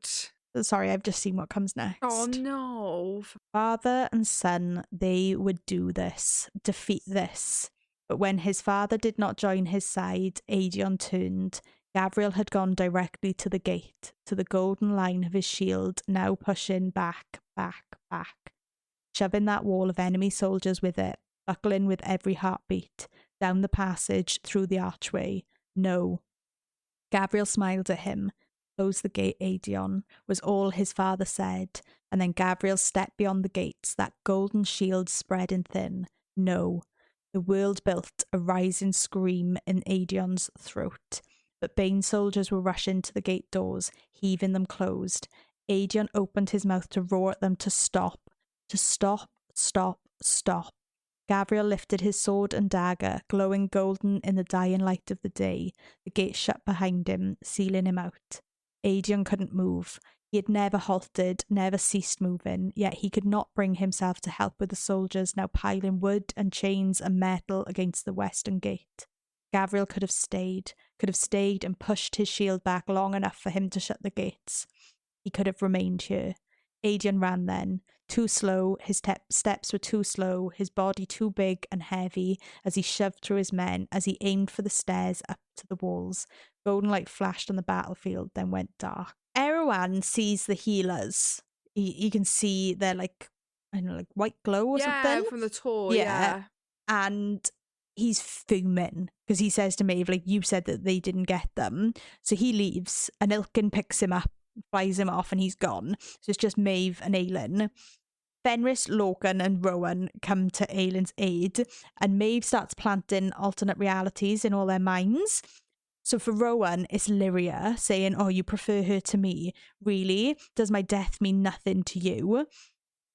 Fenris is Cornel saying, you took everything from me. I'm dead because of you. Lorcan is the lead telling him he's a piece of shit, basically. And he says, I think you're my mate. Yeah. And then Aelin's is Rowan's dead, Terrasan's fallen. Yeah. Like, they're all having a fucking shit time of it under Maeve's thrall, I suppose, of, you know, these alternate realities. That's horrible to read because it's only like a couple of lines for each person, but it jumps between them all, so you get multiple times. It goes like Aelin, Rowan, Fenris, Lorcan, Aelin, Rowan. Like, it's just jumping between them all. Oh, it's horrific. Her power. It's wild. Erwin thrashed, his power rising only to strike against an impenetrable wall of light, and yet Dorian found himself saying his name. Irene focused upon the task before her, didn't so much as glance his way, but Erwan, through his screaming, met Dorian's stare. The hatred in the Demon King's eyes was enough to devour the world. But Dorian said, my father's name. His voice did not waver. You took it. He hadn't realised that he wanted it, needed it so badly. Pathetic, spineless man, Erwin seethed, as you are. Tell me his name. Give it back. Erwin laughed through his screaming. No. Give it back. Irene looked to him now, doubt in her eyes. Her magic paused, just for a heartbeat. Erwin leapt, his power erupting. Dorian blasted it back and lunged for the Demon King, for Damaris. Erwin's shriek threatened to crack the castle stones as Dorian shoved the blade deeper, twisted it, sent their power funneling down through it. Tell me his name, he panted through his teeth. Irene clinging to his other hand, murmuring her warning. Dorian barely heard it. Erwin only laughed again, choking as their power seared him. Does it matter? Irene asked softly. Yes, he didn't know why, but it did. His father had been wiped from the afterworld, from every realm of existence, but he could still have his name given back to him. If only to repay the debt, if only so Dorian might grant the man some shred of peace. Erwin's power surged for them again. Dorian and Irene shoved it back. Now, it had to be now. Tell me his name, Dorian snarled. Erwin smiled up at him. No. Dorian, Irene warned. Sweat slid down her face. She couldn't hold him for much longer, and to risk her, Dorian sent their power rippling down the blade. Damaris's hilt glowed. Tell me. It is your own. Erin's eyes widened as the words came out of him, as Damaris drew it from him. But Dorian did not marvel at the sword's power. His father's name, Dorian. I took his name, Erin spat, writhing as the words flowed from his tongue under Damaris's power. I wiped it away from existence. Yet he only remembered it once, only once, the first time he beheld you. Tears slid down Dorian's face at that unbearable truth. Perhaps his father had unknowingly hidden his name within him, a final kernel of defiance against Erewhon, and had named his son for that defiance, a secret marker that the man within still fought, had never stopped fighting. Dorian, his father's name. Dorian let go of Damaris's hilt. Irene's breathing turned ragged. Now, it had to be now. Even with the Val King before him, something in Dorian's chest eased. Beautiful, so poetic. And the first time I read this, when I got to that part with his dad in the other world, whatever, I never realised that we didn't have a name for the king, because he's always the king of Ardlan. Yeah. Like, it just never occurred to me that we didn't have a name. So when that going, I was like, oh yeah. Like, she's so clever with her writing that you never think, why don't I know his name? And 8 books later, you get that payoff. Aelin, Dorian, Fenris and Lorcan, they take Maeve down. They banish her, they kill her. She's goners. Do they literally slice and dice her? No, don't they banish her to hell? But how? Like, with what? They open a portal. With what? Aelin and Aelin and Rowan with word keys, with word marks. Aelin and Rowan had been practicing it in Oakwold Forest, and they do it and they banish her. Yeah. But when Irene heals the Valg out of Erewhon, all the Valg foot soldiers fall, the Ilkin fall, anyone to do with them. So like they've won essentially. Finally, it's fucking over. They can all catch a fucking break. Yeah.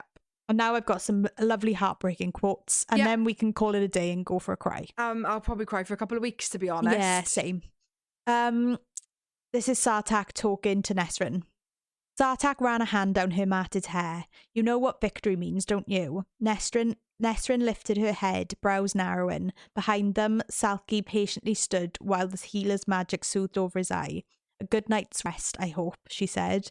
Sartak laughed and pressed a kiss to her temple. It means, he said against her skin, that we are going home, that you are coming home with me. And even with the battle freshly ended, even with the dead and wounded around them, Nesrin smiled. Home. Yes, she would go home with him to the southern continent and to all that waited there. Empress family Nesrin. in Antica, like, the pieces, it makes me really emotional. I can't. I'm thinking about them all. Of everyone, like, becoming a queen in this. Because Aelin's been a queen the whole time. Yeah. Manon's been a queen for a long while. But Nesrin, that really came from nowhere, and that hits me hard. So Aedion and Lysandra are walking through the city. Aedion slid his arms around her and held her tightly under the stars and moonlight. How long they stood in the street he didn't know, but then a throat cleared nearby and they peeled apart to turn towards its source. A young man, no older than 30, stood there, staring at Lysandra. Not a messenger or a soldier, though he wore the heavy clothes of the Ruchan. There was a self-possessed purpose to him, a quiet sort of strength in his tall frame as he swallowed. Are you Lady Lysandra? Lysandra angled her head. I am. The man took a step, and Aedion suppressed the urge to push her behind him, to draw his sword on the man whose grey eyes widened and shone with tears, who smiled at her, broad and joyous.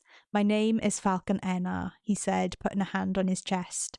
Lysandra's face remained a portrait of wary confusion. Falcon's smile didn't waver. I have been looking for you for a very, very long time. And then it came out, Falcon's tears flowing as he told her. Her uncle. He was her uncle. Her father had been much older than him, but ever since Falcon had learned of her existence, he'd been searching for her.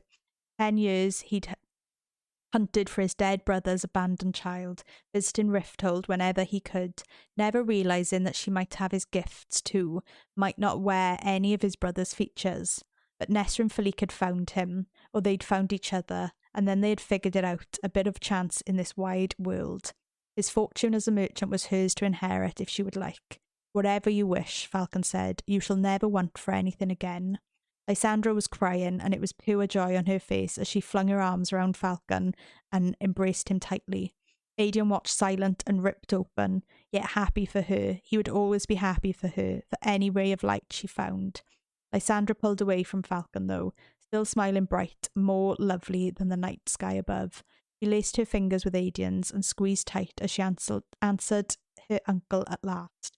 I already have everything I need. I've got more. Good, I'm so glad. Elide saw the sorrow on her face before she reached her, the dullness and pain in the golden eyes. She went still. Who? Manon's throat popped. All of the 13. All those fierce, brilliant witches gone. Elide put a hand to her heart as if she could stop it from cracking. But Manon closed the distance between them, and even with that grief in her battered, bloodied face, put a hand on Elide's shoulder in comfort, as if the witch had learned how to do such things.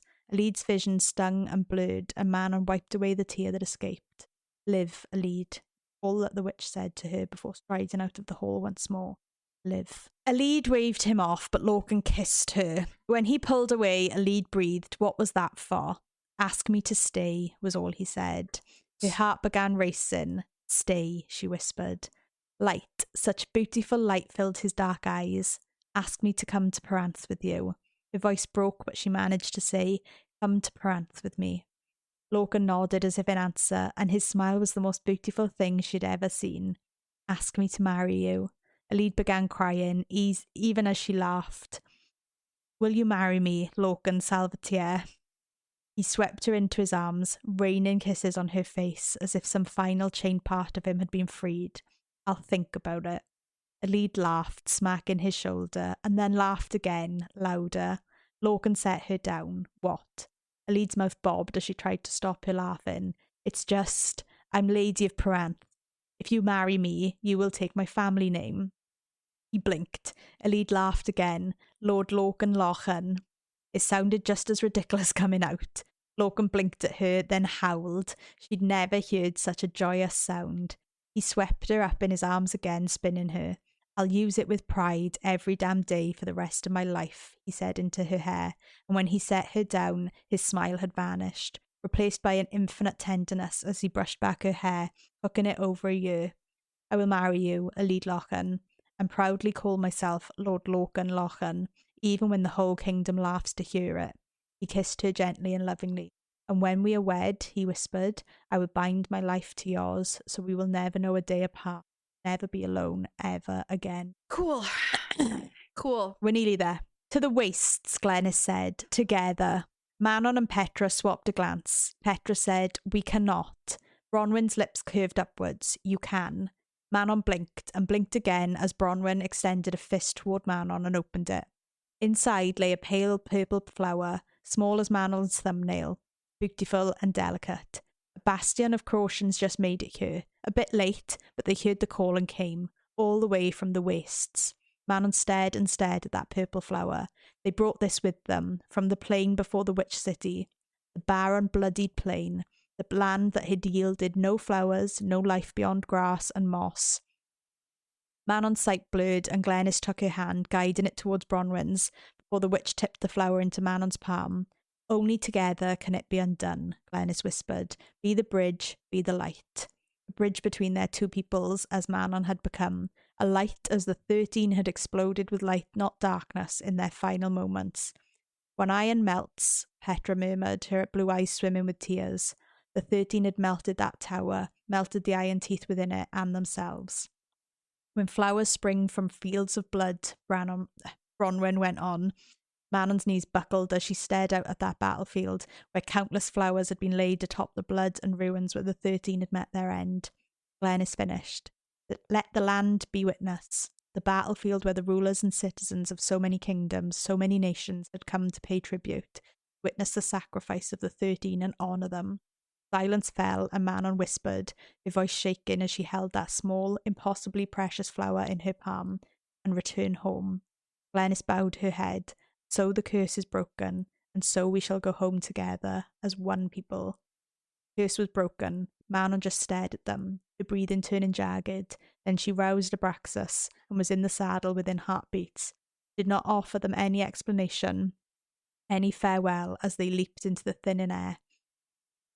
As she guided her wyvern to the bit of blasted earth on the battlefield, right to its heart, and smiling through her tears, laughing in joy and sorrow, Manon laid that precious flower from the wastes upon the ground, in thanks and in love, so they would know, so Astrium would know, in the realm where she and her hunter and child walked hand in hand, that they had made it, that they were going home.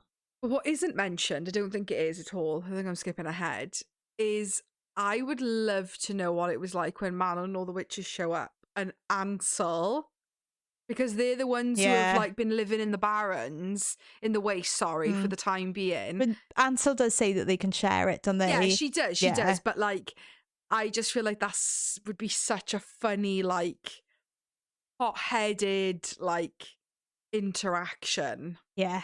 Darrow says, like, we need to crown Aelin. Yeah. So they have a ceremony. And then, like, mid-ceremony, Aelin just turns and cuts her hand, says to Aedion, will you swear the blood oath to me? Aedion just fell to his knees before her. Rowan silently handed her a dagger, but Aelin paused as she held it over her arm. You fought for Terrasan when no one else would. Against all odds, beyond all hope, you fought for this kingdom, for me, for these people. Will you swear to continue to do so for as long as you draw breath? Aedion's head bowed as he breathed. Yes, in this life and in all others, I will serve you, and Terrasen. Aelin smiled at Aedion at the other side to her fair coin and sliced open her forearm before extending it to him. Then drink, prince, and be welcome. Gently, Aedion took her arm and set his mouth to her wound, and when he withdrew, her blood on his lips, Aelin smiled down at him. You said you wanted to swear it before the entire world, she said, so only he could hear. Well, here you go. Oh, finally! I know. This one makes me sad. It's not sad, but like, it's just lovely. So it's Irene giving Chaol a letter from his mother. When she lifted her head again, tears slid down her cheeks. She handed him the letter. You should read it yourself. Just tell me. He'd read it later. Just tell me what it says. Irene wiped at her face. Her mouth trembled, but there was joy in her eyes, pure joy. It says that she loves you. It says that she has missed you. It says that if you and I are amenable to it, she would like to come and live with us, your brother Terran too. Chaol reached for the letter, scanning the text, still not believing it, not until he read, I have loved you from the moment I knew you were growing in my womb. He didn't stop his own tears from falling. Your father informed me of what he did with my letters to you. I informed him I shall not be returning to Aniel. Irene leaned her head against his shoulder while he read and read. The years have been long and the space between us distant, his mother had written. But when you are settled with your new wife, your babe, I would like to visit, to stay for longer than that, Terran with me, if that would be all right with you. Tentative, nervous words, as if his mother too did not quite believe that he'd agree. Chaol read the rest, swallowing hard as he reached the final lines. I'm so very proud of you. I always have been, and always will be, and I hope to see you very soon. Chaol set down the letter, wiped at his cheeks, and smiled at his wife. We're going to have to build a bigger house, he said. Oh, yeah. My last one. Oh, God. Last one for the season. Yeah. The season. So, the run. Yeah. And tomorrow, she asked breathlessly, and they both paused to look at each other, to smile. Will you work to rebuild this kingdom, this world with me tomorrow? Tomorrow and every day after that, every day of the 1,000 blessed years they were granted together and beyond. Aelin kissed him again and took his hand, guiding him to the castle, into their home. Whatever end, she breathed, Rowan followed her as he had his entire life. Long before they had ever met, before their souls had sparked into existence. Whatever end, Fireheart. He glanced sidelong at her. Can I give you a suggestion for what we should rebuild first? Aelin smiled, and eternity opened before them, shining and glorious and lovely. Tell me tomorrow. I know we read Assassins first, but release-wise, Tog, Throne of Glass was the first main book. What a power play to have the final line of your first book and your 8th book be the same. Both Throne of Glass and Kingdom of Ash end with the words, tell me tomorrow. It's such a simple decision, but it is so effective. Also, where's Nox? Why did he not come back? A few just scenes just to like, we don't have to talk about them, I just need to get them out of my soul. The scene when Chaol, Dorian and Aelin, like, at the coronation, they like split up, and then doesn't she say like, we'll see you soon for Aedion and Lysandra's wedding? Lost my head. A lead not allowing Lorcan to brace her ankle while she walks down the aisle for the coronation because she doesn't want to hide it. Lost my head.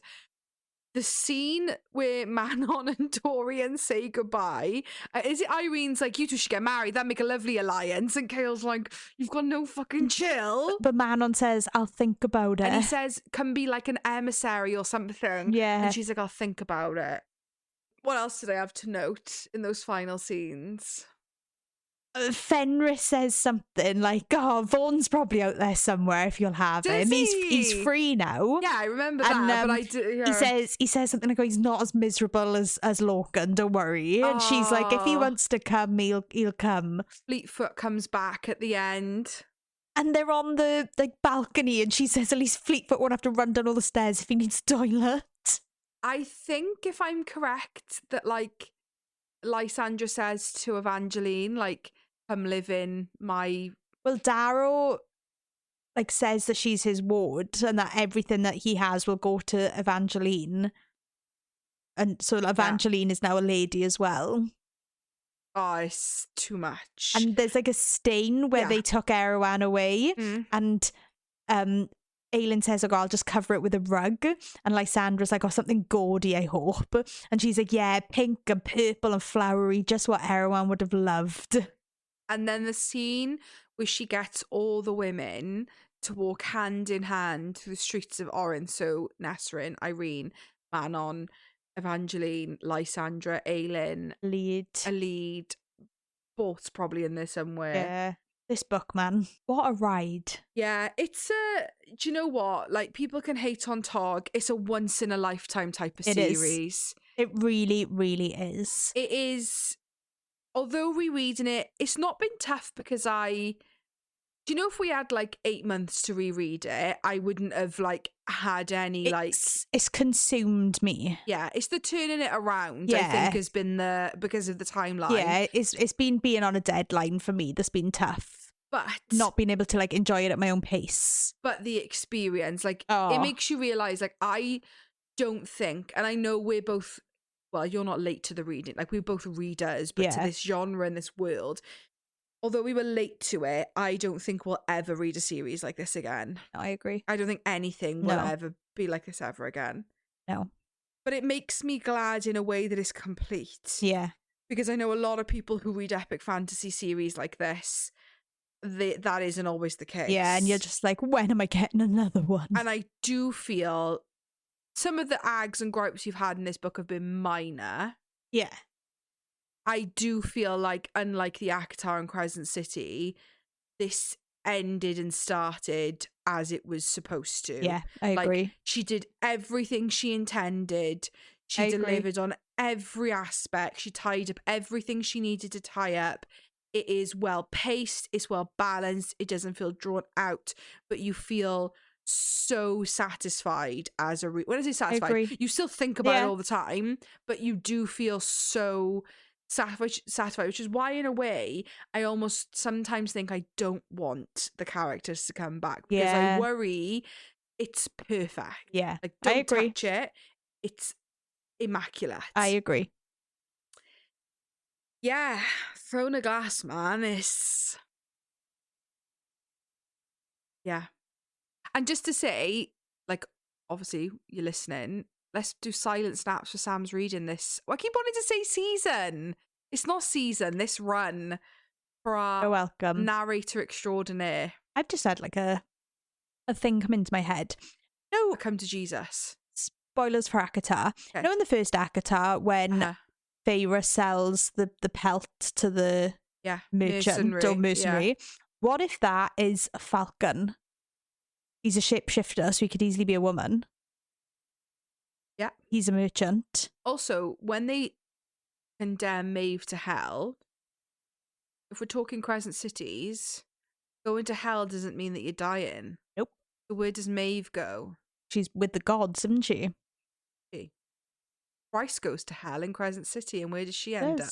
Dun, dun, dun. That's one of my gripes, and Tog isn't really in this conversation, but that is one of my gripes. I think, not in a rude way, but the concept of like multiversing is not new. It's nothing gobsmacking, but like, she is such a like pot of gold that I just don't think she uses enough. No, I agree. She could have us in the palm of her hand. She has, let's be honest. She does, yeah, of course she does. We just spent fucking £55 on just black versions of ACOTAR, like no difference apart from that they're black. But I love them. But Daddy, I love him. But exactly.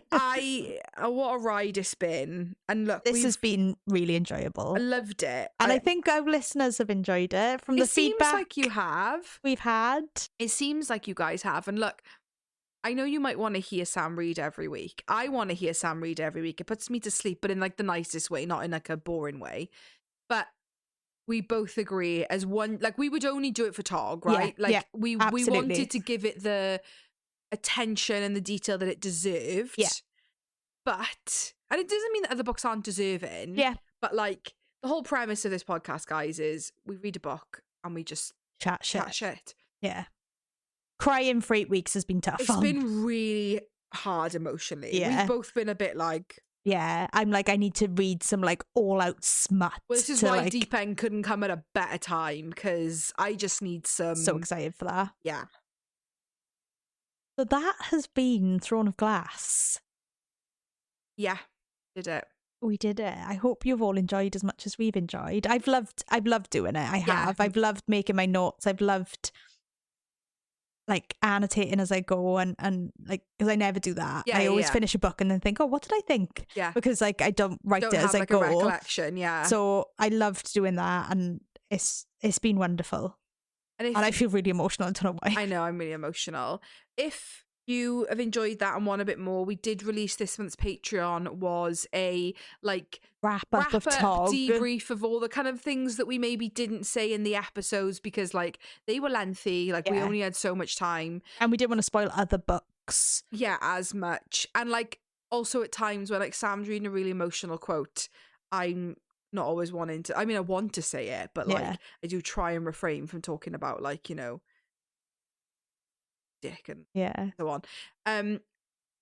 And also, never say never. Would we do Crescent Cities? Who knows? But we have done ACOTARs. So our ACOTAR deep dives are on Patreon. And we did put it, just in case anyone listened to these and were like, I like this, I want more. We have put the ACOTARs so that like you can buy them and listen to them without subscribing to Patreon. So I think we set it at like what? Like $4.99 or something for the 5 episodes. For the 5 episodes, obviously Frost and Starlight like teeny tiny. They're not as quotey, but we do, because I feel like with ACOTAR we knew them well enough that like we can sit and talk about them. But if you've enjoyed that style, then we have got the ACOTARs that you can just purchase as a one-time thing and listen to them as much as you want, without subscribing to Patreon on a monthly basis. And just thanks, guys, for being along for the ride. We've loved it. Yeah, thanks for keeping us going. Yes. And on to Broken Souls and Bones next week. I need to finish it. You do need to finish it. I've read 41%. Yeah, I flew through it. It's not taking me long. Okay, are we done? Oh, yeah. Yeah, are we done? Yeah. Okay, see you next week, guys. Bye. Thanks so much for listening. Follow us on TikTok and Instagram at A Pod of Smut and Wingspan. See you next week. Bye.